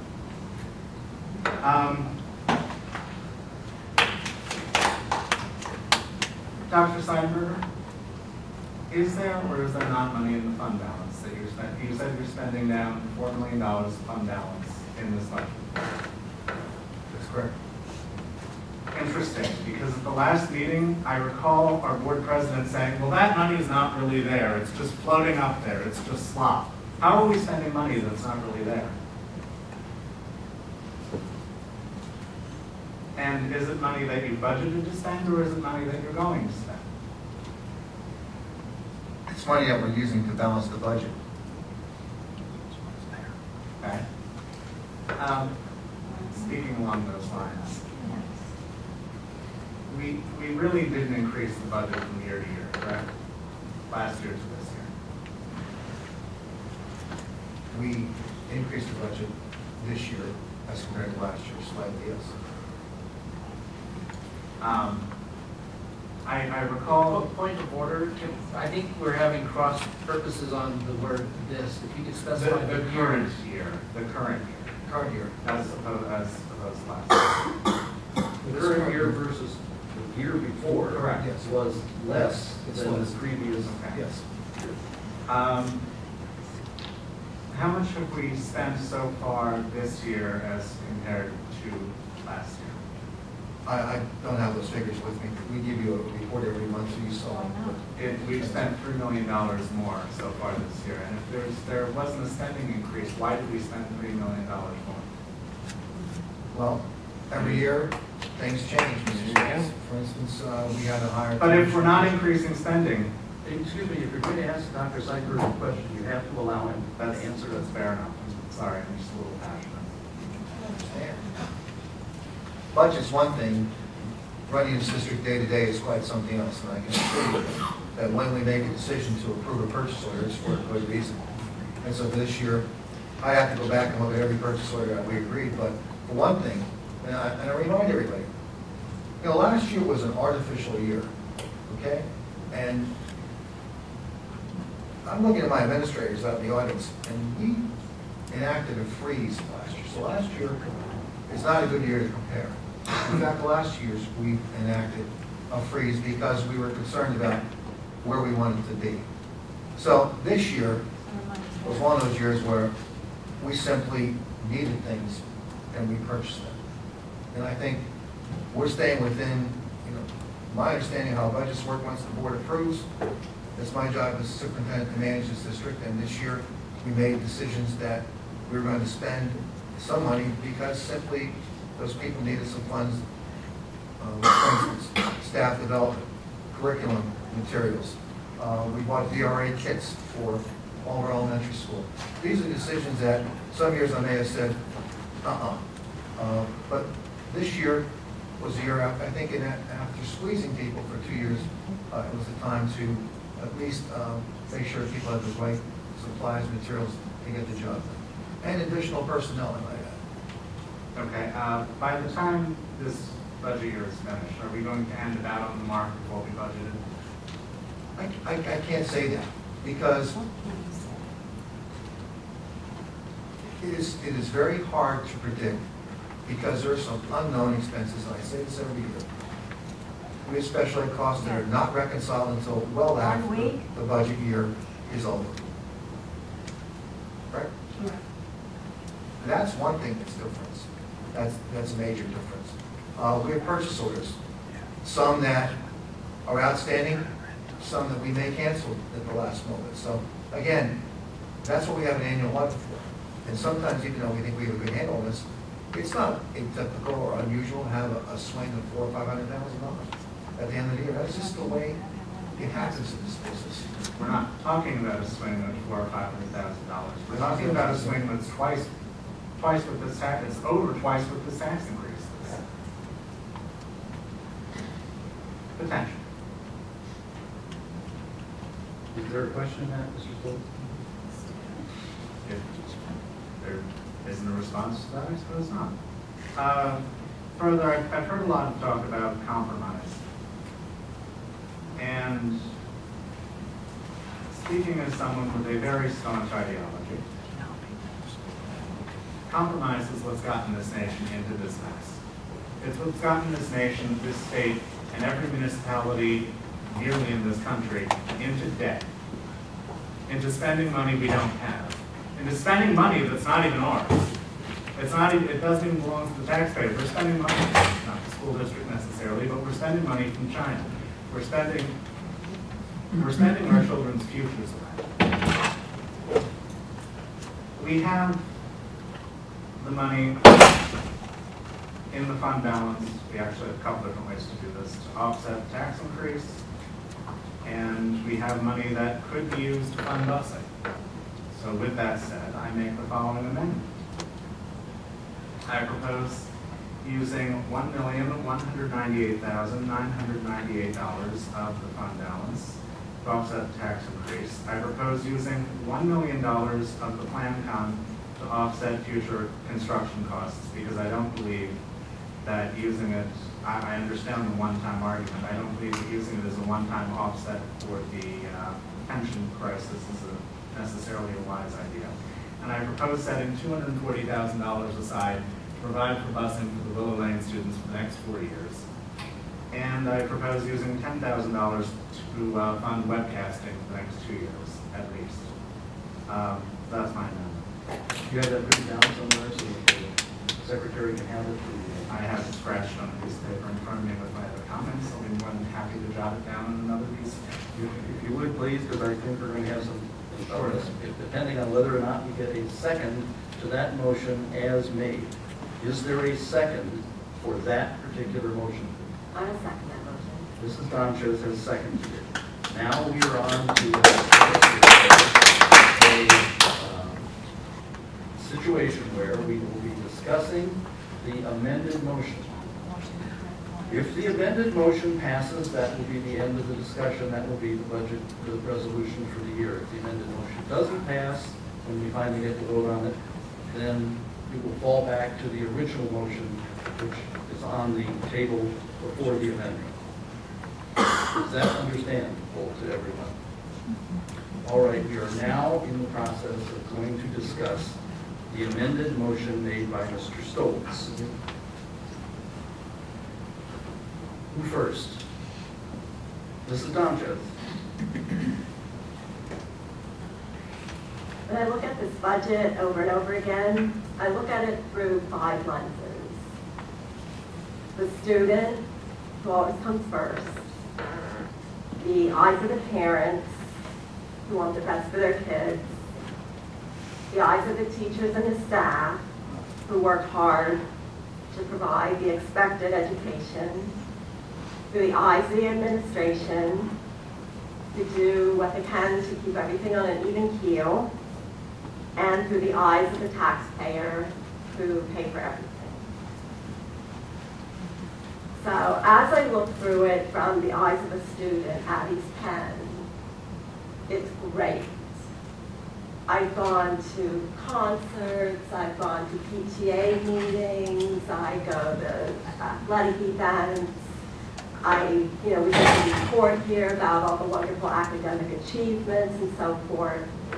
I wasn't born and raised in this area. I didn't go to East Penn, but I can see that for the student, it's great. And I have to applaud the administration because you put the student first. So then if we look at through the parent, the eyes of the parent, and I don't have children, but I think I would be happy. You get off to a great start with kindergarten, a solid grade school education. There's lots of activities and all the academics are great in the middle school and the science fairs and all the opportunities for learning. There's the special programs, there's gifted programs, there's anything and everything, really, that a child could get prepared for to go and be a good citizen in the country or in the world. So with this proposed budget, parents aren't really being asked to pay to participate. We're not, asking for the parking lot, which we could have done, to pay to park. We're not really having to rally to keep the programs and the classes going. And there again, thanks to the administration, they have given the attention to the students and the programs. And then looking through the eyes of the teacher, the assistants, the facilities workers, and their staffs, as best I can, not being an educator. But I see, and I've met a lot of the staff and teachers and so forth, they're really happy to work and grateful to work at East Penn. To have the resources here compared to a lot of other schools, there's a lot of opportunity for learning. They can grow in their careers. They have the opportunity to work with students in a variety of activities. They are well paid. They have a great medical package. They have the advantage of a defined benefit program, a defined pension plan, which isn't heard of hardly at all in the private sector anymore. And 50 to 60% of the budget is absorbed by these employees. It could be harder had they not done the freeze last year and again a reduction this year. there are definitely improvements that can be made in this area, but as that work is addressed, in the meantime, I would say I'm not alone when I'm grateful for the teachers, the staffs, the facilities, and everything here at East Penn. Through the eyes of the administration, I can only imagine it must be a nightmare, but Dr. Seidenberger and Mrs. Sertable, their teams, they do a good job of cutting where I feel the reduction should take place, and that is at the administrative and operational levels. And little by little, they have chosen areas where it is comfortable to make those cuts. I don't think that they would cut anything that would put anyone in harm's way. And again, I thank Dr. Seidenberger and his team for what they have done so far. And then lastly, I look through the eyes of the taxpayer. These are the thousands, the hundreds, over 1,000 people that I talked to on the streets. And this is where I believe that not everything has been done that can be done to avoid the tax increase. And now the amount to avoid the tax increase was $1,198,590. And in some years, maybe that would be impossible, and maybe some years we would have to go out and rally for a tax increase. But this year, there's no reason to do this. There's no reason to have a tax increase. We have this amendment now as it is, which would offset any tax increase. It would also videotape, which is nice. It's nice to have the citizens do it, but it would be nicer to have the school take that on and make that a function, put the videos on the school site where more people would be have ability to look at them.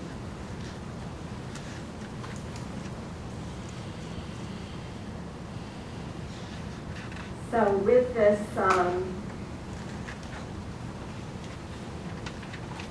I don't think it's harmful to use the fund balance over and beyond what the administration is proposing.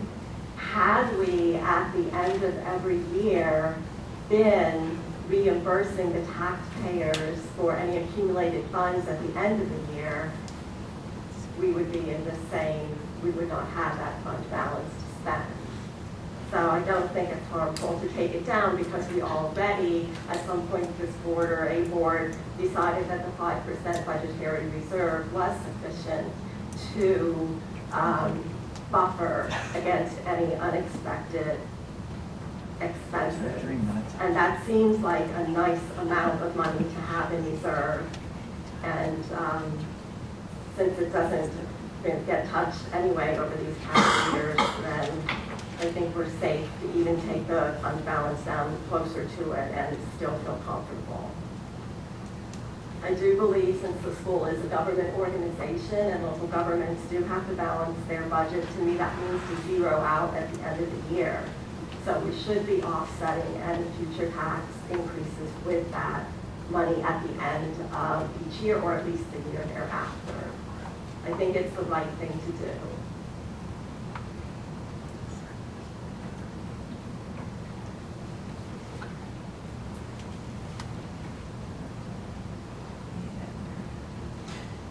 I do want to say,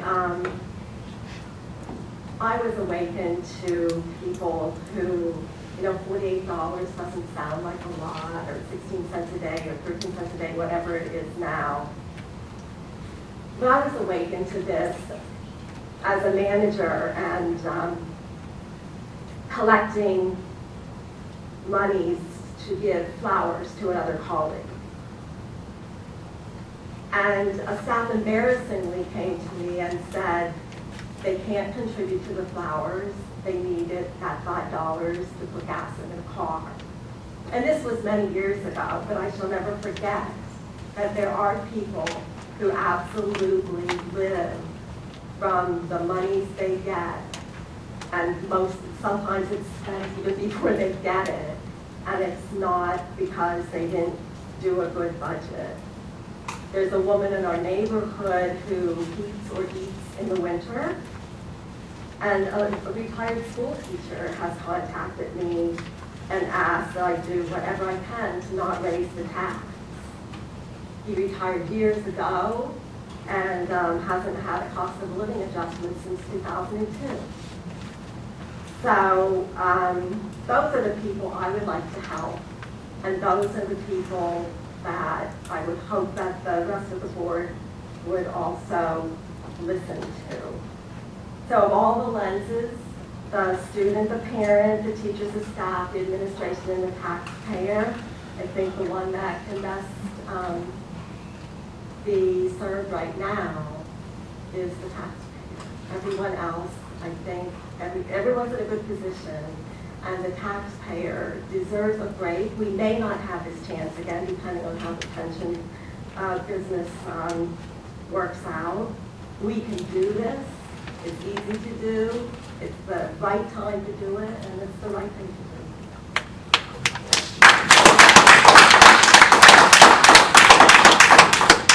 Are you done, Mr. Thompson? Okay. Mr. Earnshaw. Thank you, Mr. Ballard. I find it interesting that Ms. Donches earlier in her remarks said that a defined benefit pension is almost unheard of and how it shouldn't be something available to our teachers, but then at the end of her remarks says, and there's this retired teacher who hasn't had a cost of living adjustment since 2002. Well, the defined benefit pension is just that. It freezes your benefit at the time of retirement. If we want to provide cost of living adjustments for retirees, that will just exacerbate the already disastrous pension situation. So I think that was an interesting contradiction there. So a couple of points about the motions before us. If I received in our package this evening the updated final general fund budget document from the administration. This shows a beginning uncommitted fund balance for the 2012-13 school year of $10,029,578. So for purposes of discussion, we'll say slightly over $10 million. That's the administration's current best estimate of the remaining funds that will be available to the district from either revenues that were higher than budgeted or expenses that were lower than budgeted in previous years, stretching back for many years now. If you look at the line items of the expenses, we have budgeted revenues, we have budgeted expenditures. Because of the change for the accountability block grant and the corresponding reduction in real estate taxes, that state sources will go up by about $200,000. The local sources will go down by $200,000, leaving the total revenue of $114,975,000, so just under $115 million. When we look at the expenditures, those have not changed under any of the proposals that have been brought forward. We have $124,996,000, so just under $125 million. Now that includes, if we look ahead in the packet to page 3-17, which is your fourth page in, we have the budgetary reserve at the bottom of that page at $5,952,195. So again, I'll say just under $6 million. So if we do not spend the budgetary reserve, which is always our hope and our expectation, we will actually expend roughly $119 million. So we have budgeted income or revenue of $115 million, budgeted expenditures of $119 million. So when I do the math, that's a $4 million difference. So we have, as has been said many times, we are already using about 40% of that fund balance to balance the budget this year. Now, if we take an additional $1.2 million to round up by about $1,400, if we take that additional $1.2 million, as Mr. Stoltz has suggested, then we will have, at the end of the year, $1.2 million less. We'll have spent $5.2 million more than we budgeted for revenue taking in. So assuming that the revenue estimate is correct, which of course we can't be 100% certain, we have good confidence in our administrators' abilities to predict that. But we're assuming that those numbers are accurate, and we're budgeting based on that.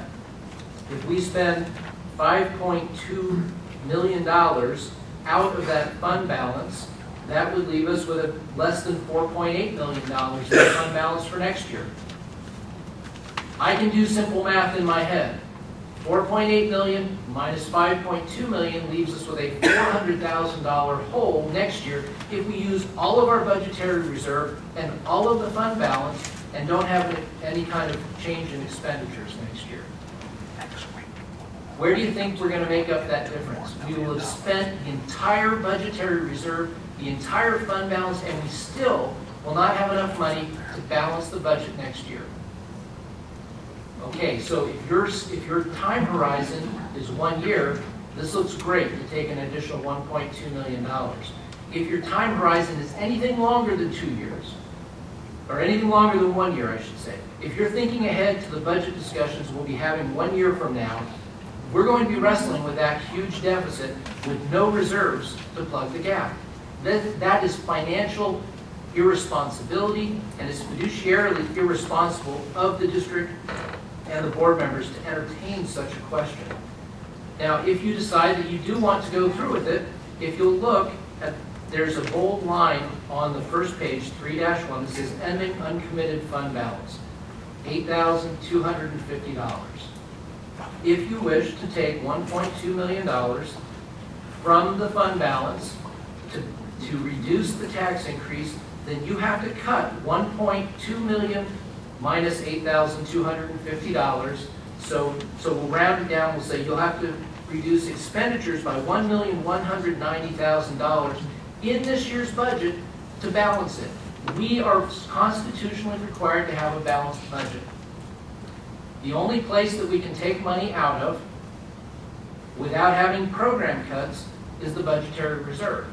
So if Mr. Stoltz is suggesting this package that he suggested, it's an incomplete motion because we also have to reduce the expenditures budget as in the budget resolution by $1,190,000, and I'd like to know for sure if that's his suggestion that we remove that from the budgetary reserve. I'd also like to hear what he plans to do next year because he still will be on the board, and as will I.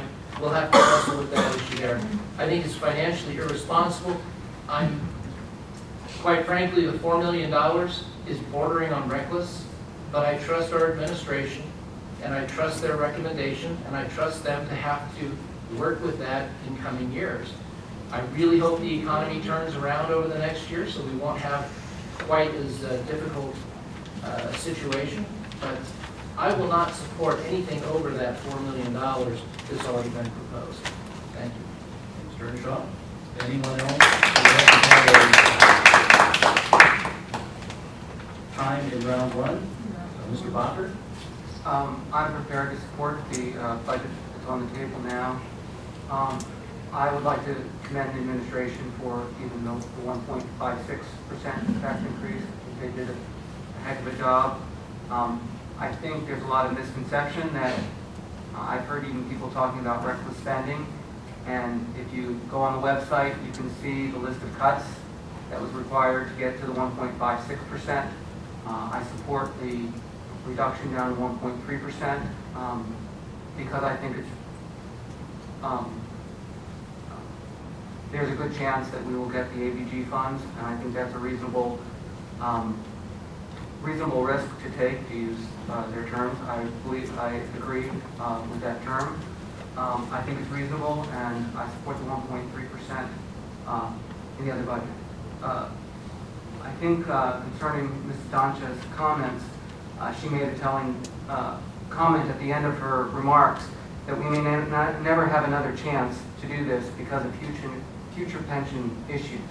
And I think that speaks precisely to the point involved here, that we know we have $1.3 million increase in the pension cost to the district's share of it next year, and the following year, another 1.3 on top of that, and the following there, another $1.3 million on top of that. We know there are significant increases in costs coming, and we're going to have to come up with a way to pay for them. So I think it's irresponsible to basically spend our bank account balance when we've already done a very significant job of reducing the tax increase to residents. I should remind people that at 1.3%, that's less than half of what we would be allowed to raise taxes under the Act 1 requirement. So I will vote against Mr. Stoll's resolution or amendment. Thank you. Any other persons? Ms. Fuller? Just to briefly go on the record, I think there's been enough pontificating. I cannot support Mr. Stoltz's amendment, and I'm pleased to support the 1.3 increase, and I congratulate our administration for its hard work. Thank you. Thank you, Ms. Fuller. Mr. Policano? I too would like to thank the administration for the hard work to get the budget down, but I consider it incomplete. I think we could have brought it down to zero with the means using the amendments proposed. And I go along with that because there have been a few people, including one of the people that had comments tonight, and she also had comments the week before, that say the constant increase in property taxes over the years caused them to have almost no money for other spending. She showed a budget, and there's a few people like that. And I know some people have already moved, and some people say they don't have to move, because it's not just $40 this year. It's been over $2,000 over the past few years that their property taxes increased. So they're really hurting. And at some point, we have to stop and think.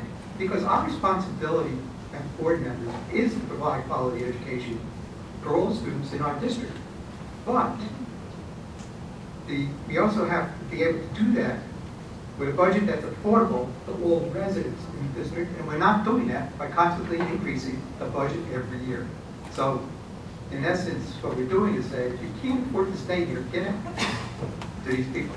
That's what we're doing when we keep through the budget increases. And it's the way a lot of people will come to me that I know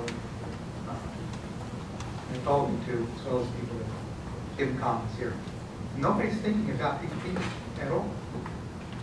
Get the hell out of town. We don't want you here. Thank you, Mr. Policano. Let's see, there are a couple of people who have not had a poke at this. Mr. Rhodes?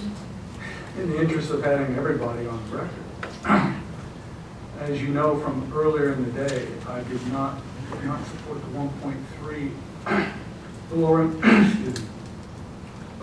in the budget 1.3 tax increases for the reasons I gave before.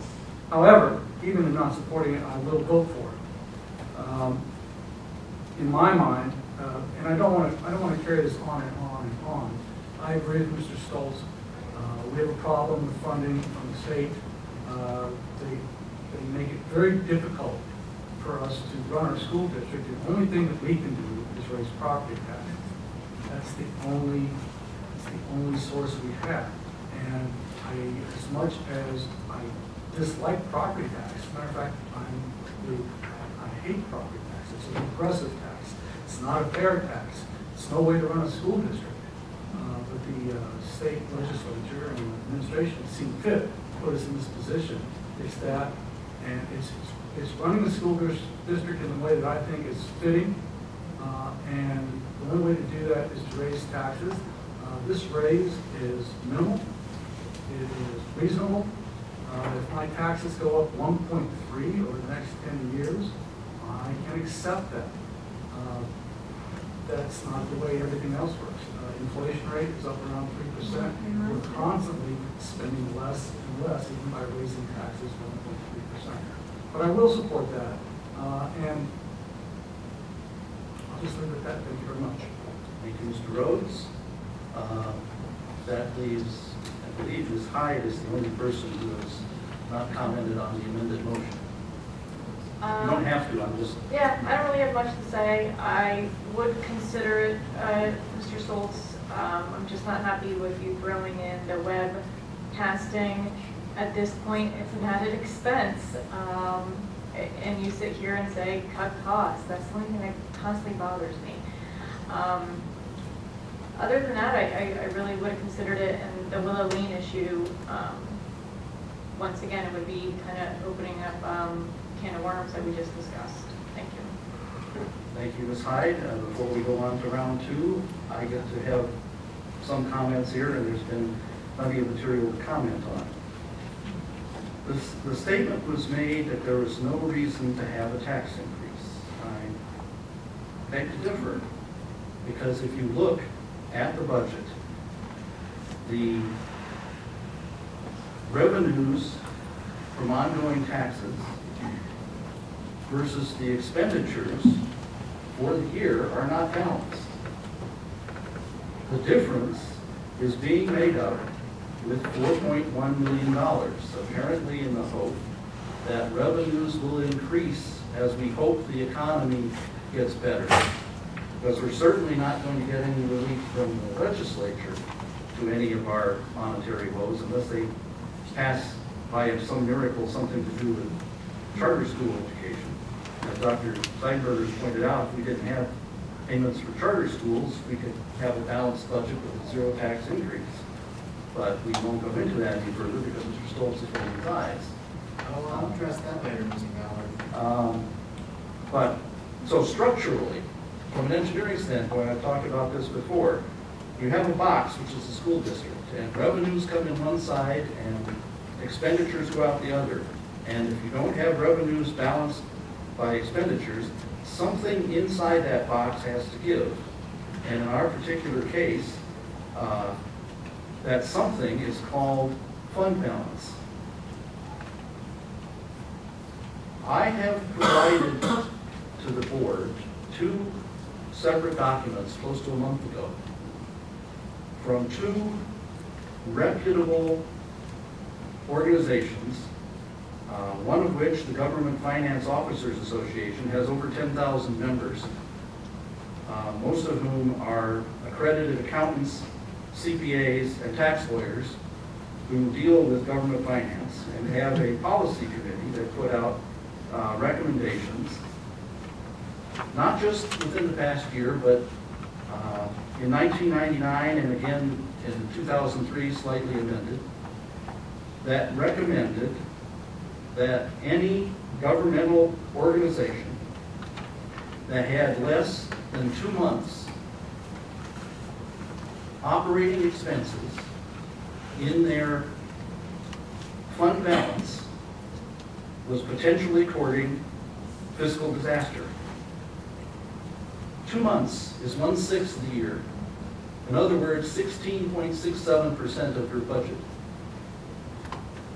For East Penn, that would be having a fund balance of $20 million.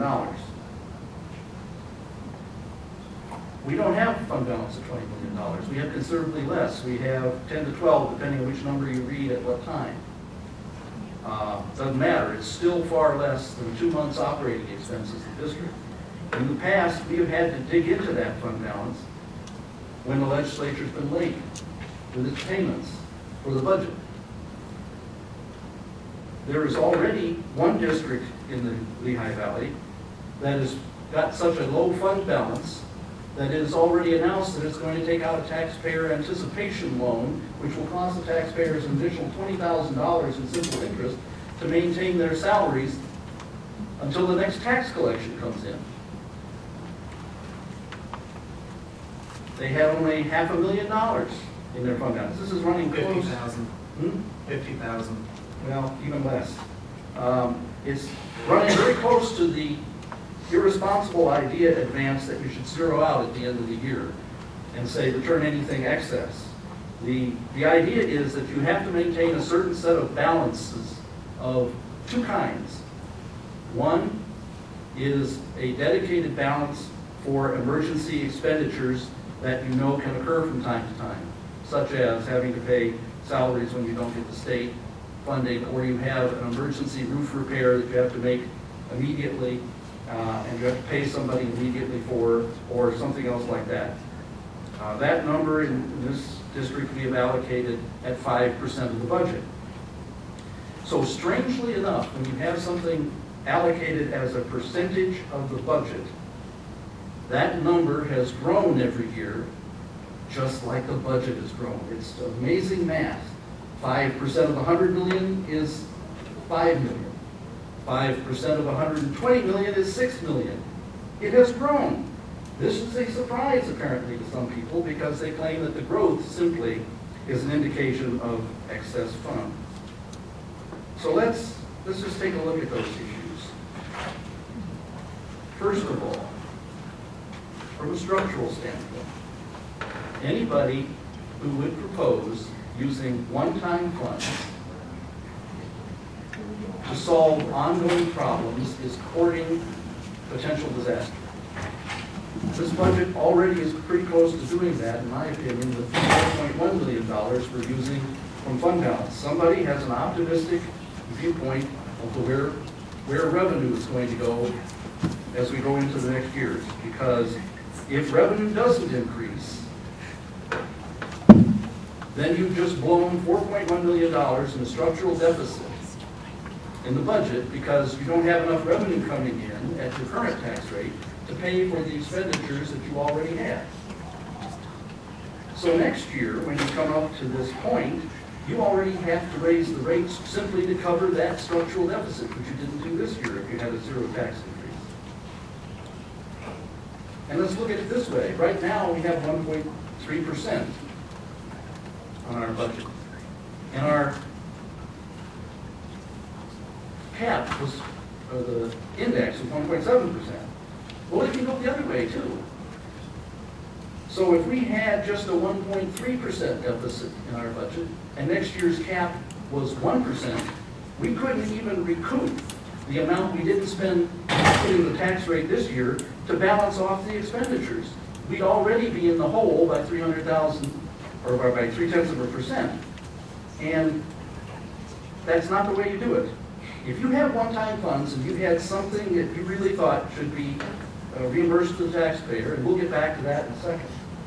But if you had that, you should be proposing a rebate. Because a rebate doesn't affect tax rates. Therefore, you would have a balance. You'd say, okay, we got extra funds in this year, we should give a rebate. And that wouldn't affect the tax rate next year. Unfortunately, what's being proposed is something to sound better to somebody, to reduce the tax rate. And so you've got a structural deficit already, and you plan to reduce the tax rate.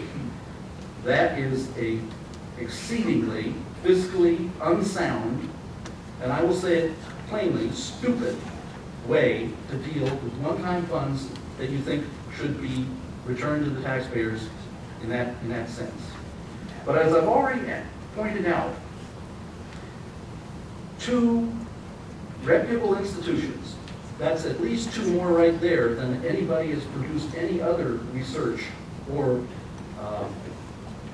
documentation to prove that the fund balance isn't where it's supposed to be. That's two more that's saying it's south of where it should be, that I've produced for this board and given you plenty of time to respond, and have heard nothing. Nobody has refuted one single statement of any of those institutions about what the fund balance should be. The Center for Policy and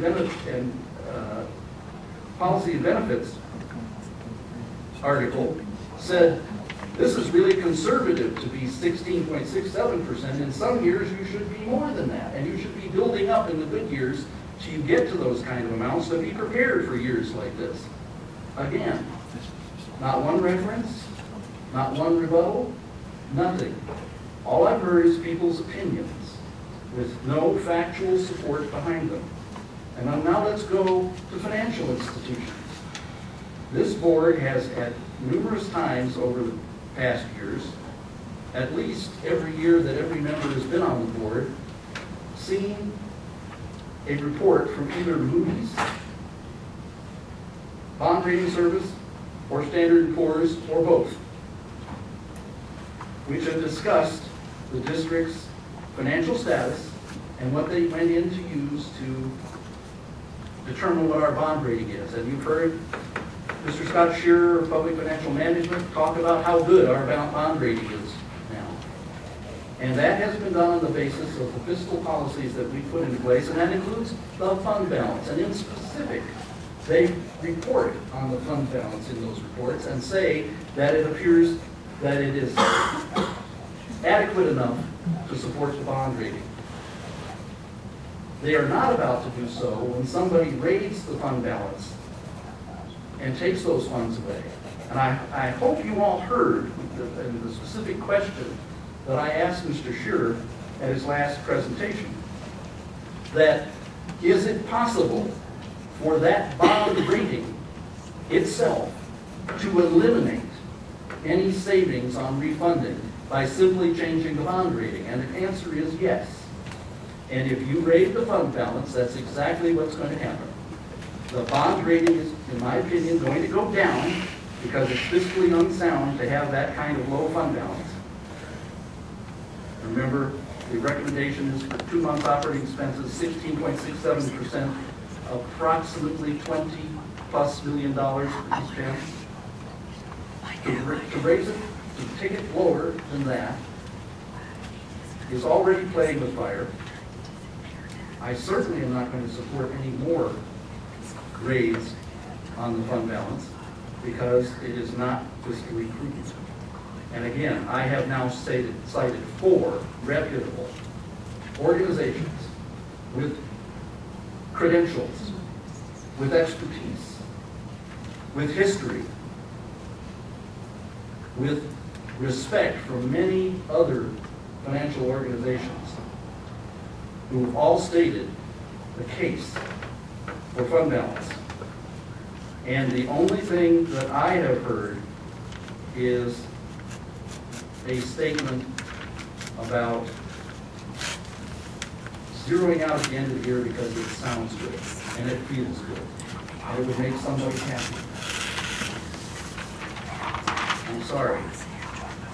That is poor fiscal policy to base it on things like that. There needs to be research. There needs to be some kind of reason, some kind of showing that this would be good fiscal policy.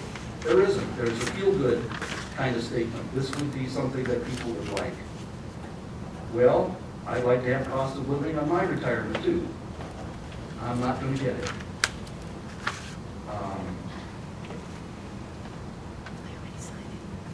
Contrary to the statements that have been made, it is not easy to do this. It is not an easy statement that you're simply going to do this and that there will be no harm, no foul, no cost, no programs will be cut, nothing will happen. That is not true. I've just told you some of the consequences that can occur from foolish behavior like that, and those are real. I've seen bond ratings go down. There are some districts in the Lehigh County who would kill to have our bond rating so they could refinance some of their swaptions at better rates and other things. But they don't have it because they have engaged in fiscally unsound policy like running down their fund balance to $50,000 or $500,000 or whatever it is. I would also like to have the fund balance of one of the districts in the Lehigh Valley, which has a $12 million fund balance on a $36 million budget. That's 1/3. Now there we could get into some discussion about what should be returned, because it's far above the 16.67%. And in East Penn, that would be over $40 million we could be talking about. Maybe then we could have some kind of discussion about a rebate. Not a tax rate reduction, a rebate. One-time money should be used with one-time effect for one-time return. You don't cut into the tax rate to accomplish a one-time goal. You do something that is also one-time and you rebate. So that's the major portion of the thing. I will also comment on the statements about the videoing. I've been against it simply because it costs the taxpayers money for very little return. Currently, taxpayers can go to SEPTA's or EPCAT or whatever they're calling themselves these days website and see it, and they have just as much ability to get to that site as they do to the East Penn site. And even better from the standpoint of the taxpayers. The liability for anything going wrong with videoing something that shouldn't be videoed, such as children making a presentation or anything like that, falls on the members of the public who are doing it, not on the East Penn School District, who everybody would look at as having deeper pockets and would think, well, it's a good time to sue because we can possibly get money. No, we have a meeting here. We have a public meeting. We've had it advertised for, 20 years that I've been on the board, not 20, 16 years I've been on the board. And this is a place where you can actually see the people who are interacting with you. You can have them make comments. They can do it here. Webcasting is all well and good, but it doesn't provide that much return to the taxpayers. It would be an additional expense. And in a time when we're talking about cutting money, $60,000 for busing, not with this amendment, but potentially cutting it in the other motion, and we're talking about throwing away $10,000, $5,000 a year on webcams, and the installation and somebody to run them and whatever else, and then exposing the district to potential liability for that? No, thank you. I don't think so. So those are my comments, and now we go to round two. Mr. Stokes. Well, I have about 6 different people to rebut here, so settle in, this will take some time. First of all, I'll start with the last.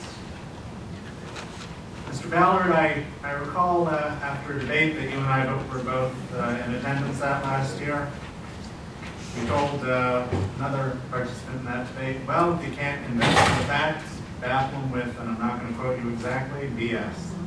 And I do believe that that is precisely what you're trying to do here. First of all, hold your applause till the end. Those as well, yes. Hold all comments till the end. Last year, we were supposed to end with an ending uncommitted fund balance of, well, I should say this year, $28,135. Well, look at that. Magically, we go to the beginning of the next budget, and our beginning uncommitted fund balance is $10,029,000. Well, $10,029,578. It's like at the stroke of midnight on June 30th, the tooth fairy comes and grants us about $10 million. I'm willing to bet that Dr. Seidenberger is anticipating a little bit more revenue than we're currently projecting next year, and that's why he feels we're spending $4.1 million in the budgetary reserve. I should also point out that Mr. Ballard was talking about the Catasauqua School District, which is having to take out a $20,000 revenue anticipation note. They're also not having a tax increase this year. So they found a way to pay for it. And they have a $50,000 budgetary reserve. They have a budget that is 1/5 the size of the East Penn School District. I'm not by any means suggesting at this point in time that we violate our policy of a 5% budgetary reserve. I think we ought to keep that. But to say that, or to suggest that other school districts are in trouble because they didn't raise taxes, well, that's just baffling with BS. Speaking thusly, they can blame charter schools for increased costs, or they can blame not getting the $700,000 from the state for increased costs. The truth of the matter is, we would be looking at a tax increase from certain members of this board of administration, regardless, because it's just considered good policy. Just raise taxes a little bit every year, even if you don't need it. That way, as Mr. Bacher seemed to suggest, and he might very well be correct, when things like the pension bomb hit were prepared, and that would be fine. If they were open and honest with the public and telling them that's why we were doing this. Likewise, we can absolutely recoup money next year if we find ourselves in a hole. We just need to go to the taxpayers and request permission to do it. We need to put it on the ballot. We need to have a referendum. We need to have a discussion in the community. And the difference between their point of view and my point of view is they don't trust the taxpayers to make the right decision. I do. I believe that the taxpayers and the parents and the PTO moms and dads and everyone else in the school district will come together and arrive on consensus. And yes, there will be some that disagree with it regardless of the result. And if we need more money from the taxpayers next year, we can come and get it. The difference is we'll have to ask your permission first. And I'm comfortable doing that. I'm also willing to bet that if I had proposed using the $1.198 million as a tax credit, which would offset the tax increase but still give them their tax increase, they vote against that too. I'm not willing to chance that though, because I made a promise to the taxpayers in the East Penn School District that I would not vote to raise your taxes. And I'm going to hold to that promise, just as I'm going to hold to the promise and present, I'll have another amendment after I'm done seeing this one go down to defeat, to restore busing to this budget. Let's see. Mr. Ballard, you said that you were on this board for 16 years. Thank you for giving me the correct number. I couldn't remember whether it was 20 or 16. That means you voted for tax increases 13 times in 16 years. I'd be willing to bet by the time you're done with this term, it'll be an even 20. A lot of experts have proposed various solutions to governments, including the ones that you've cited over the years. And these wizards of smart, as a certain commentator calls them, have further gotten this nation into the problem we're in. We need to use a little common sense and a little bit of principle, just as the Founding Fathers did, and not raise your taxes. As I've said a couple times throughout the years about tax increases, the Founding Fathers, this is Dennis Muller's book, by the way, the Founding Fathers revolted and started a war over an increase on their breakfast beverage, and it wasn't even coffee. Can you imagine how the Founding Fathers would react if you raised a tax on their property? There'd be hell to pay. Mr. Ballard suggested that best practices state that we should have a 16.67% budgetary reserve. Well, if that's how he really feels, then he ought to amend board policy. The problem with that is there's a state law that says it can only be 8%.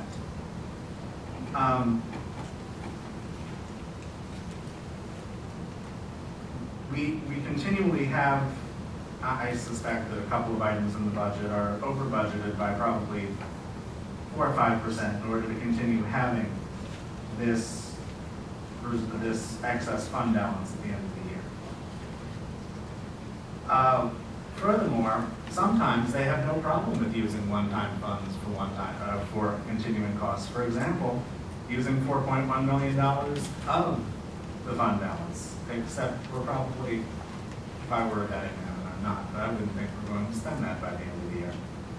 Or using the $1.25 million of PlanCon money in order to offset the future pension increase, which it's kind of like sticking your finger in a dike of a dam that's about to explode. It's not going to do much. As I said at the last meeting, I would rather we deal with the costs and face the costs and pay for the costs, and we'll all be sharing the pain of that when the time comes. Because the sooner we deal with it, the sooner we'll force Harrisburg to do something meaningful about it. They're not going to do anything until the taxpayers, and I mean all of us, show up on their doorstep and say, it's time to have some sort of meaningful reform. I know, believe me, in my line of work, I know that the elected officials in Harrisburg are afraid to stand up to the unions and do the right thing that's in the best interest of all the taxpayers. But there's going to come a time when we're not going to have any other choice. So, does that about cover it? Oh, yes. One last item. Ms. Hyde, you may disagree with funding webcasting or busing, but at least I'm proposing a way to pay for it that's not on the backs of the taxpayers. I'm covering webcasting for 2 years, and frankly, I don't think it'll cost $5,000 a year. But that was the administration's original estimate, and I'll go with that. And I've got busing covered for the next 4 years without one tax increase. I'm fulfilling my promise, and I would ask that everyone on this board, and that is actually a majority, that promised that raising taxes would be your last resort, uphold that promise. So with that, I call the question.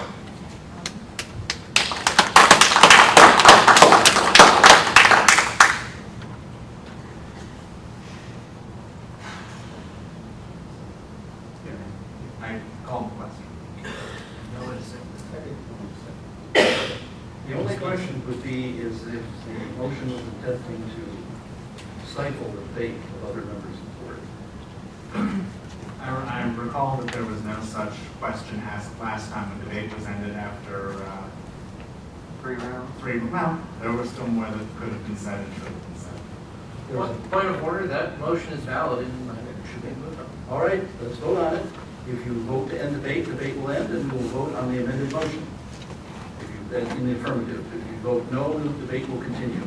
And it's 2/3 required. 2/3 is required, yeah. Ms. Bursell, will you call the roll, please? Mr. Bacher. Aye. Mr. Napolitano. Aye. Ms. Fuller. Aye. Ms. Sanchez. No. Mr. Rhodes. Aye. Mr. Earnshaw. Aye. Mr. Stoltz. Aye. Ms. Hyde. Aye. Mr. Ballard. Aye. We will 8 not- ayes. 8 ayes. All right, we'll now proceed to vote on the amended motion. The motion is as amended by Mr. Stoltz. Could you give Ms. Bursell the... Yes. You want to hear it? Yes, please. That would take $1,198,998 fund balance offset tax increase, $1 million plan con offset $5 million construction, $240,000 of plan con money base for busing for the next 4 years, and $10,000 for webcast. One moment.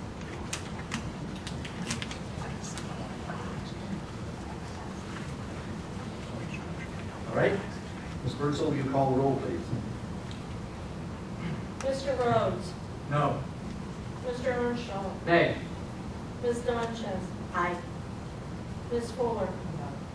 Mr. Napolitano. Aye.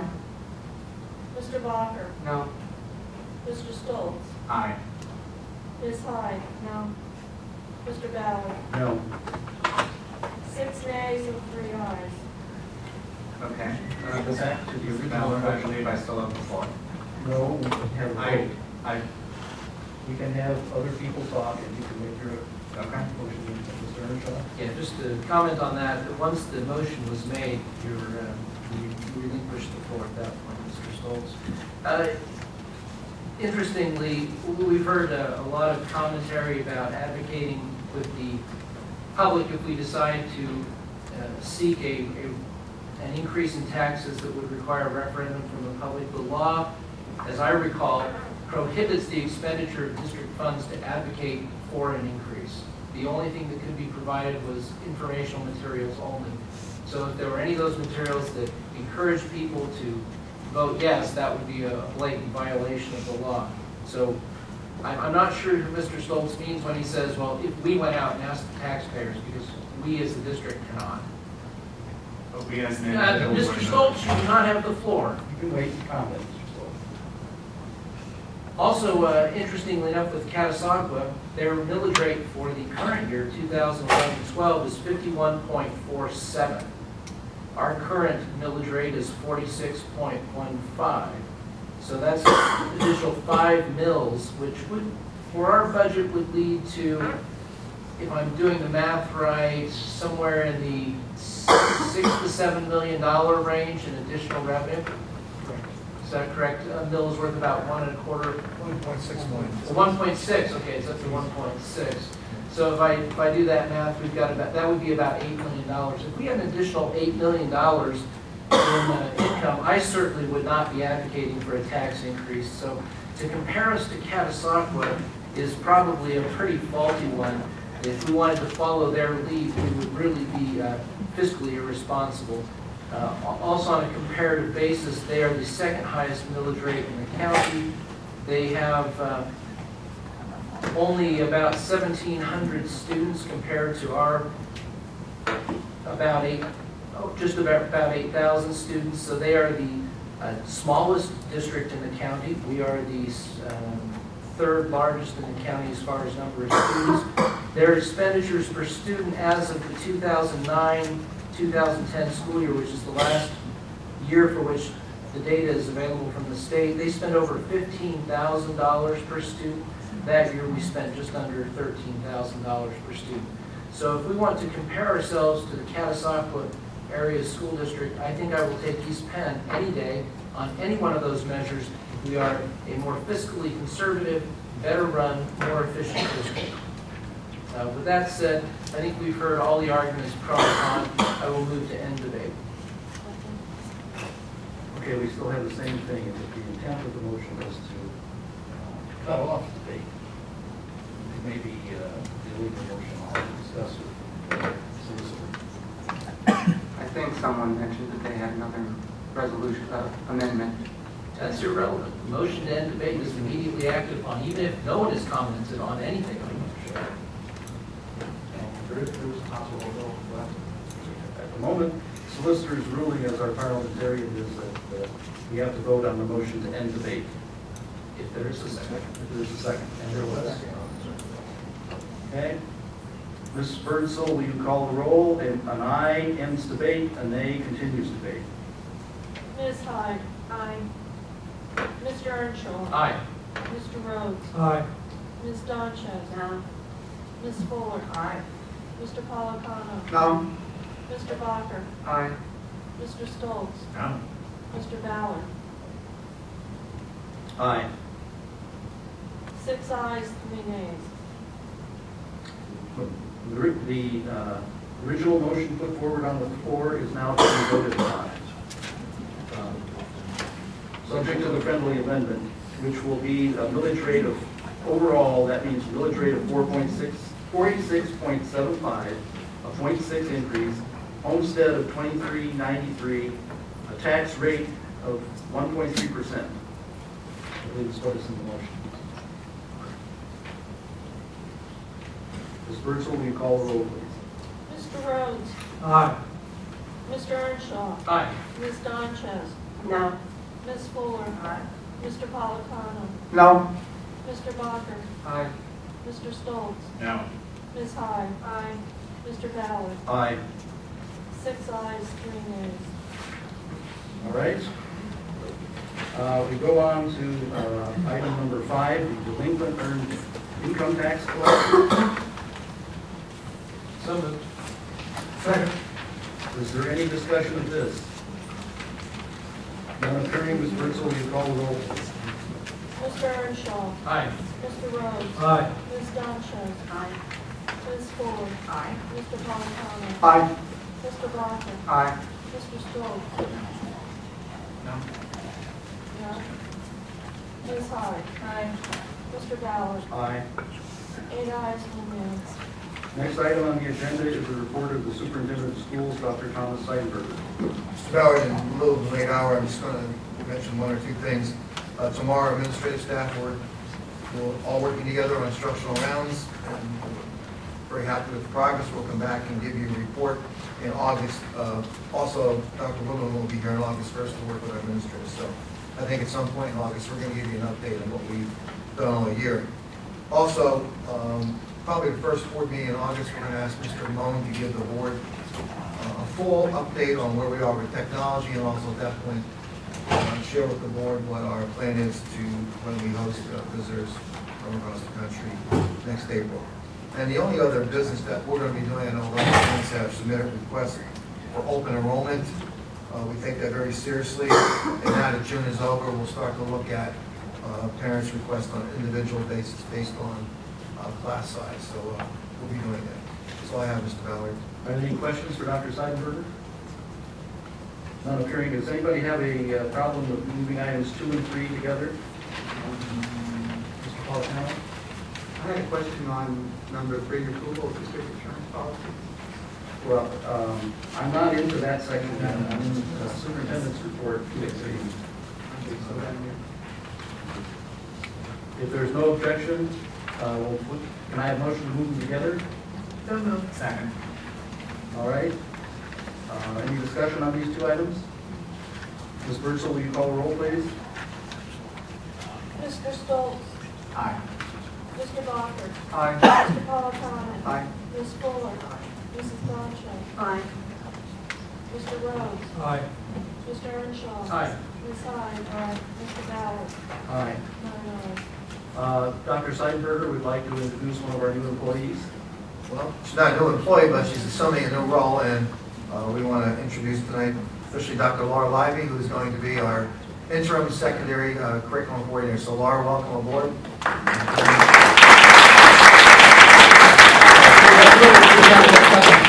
Come up and shake all of our hands. Laura's coming to us from high school where she was department chair for mathematics.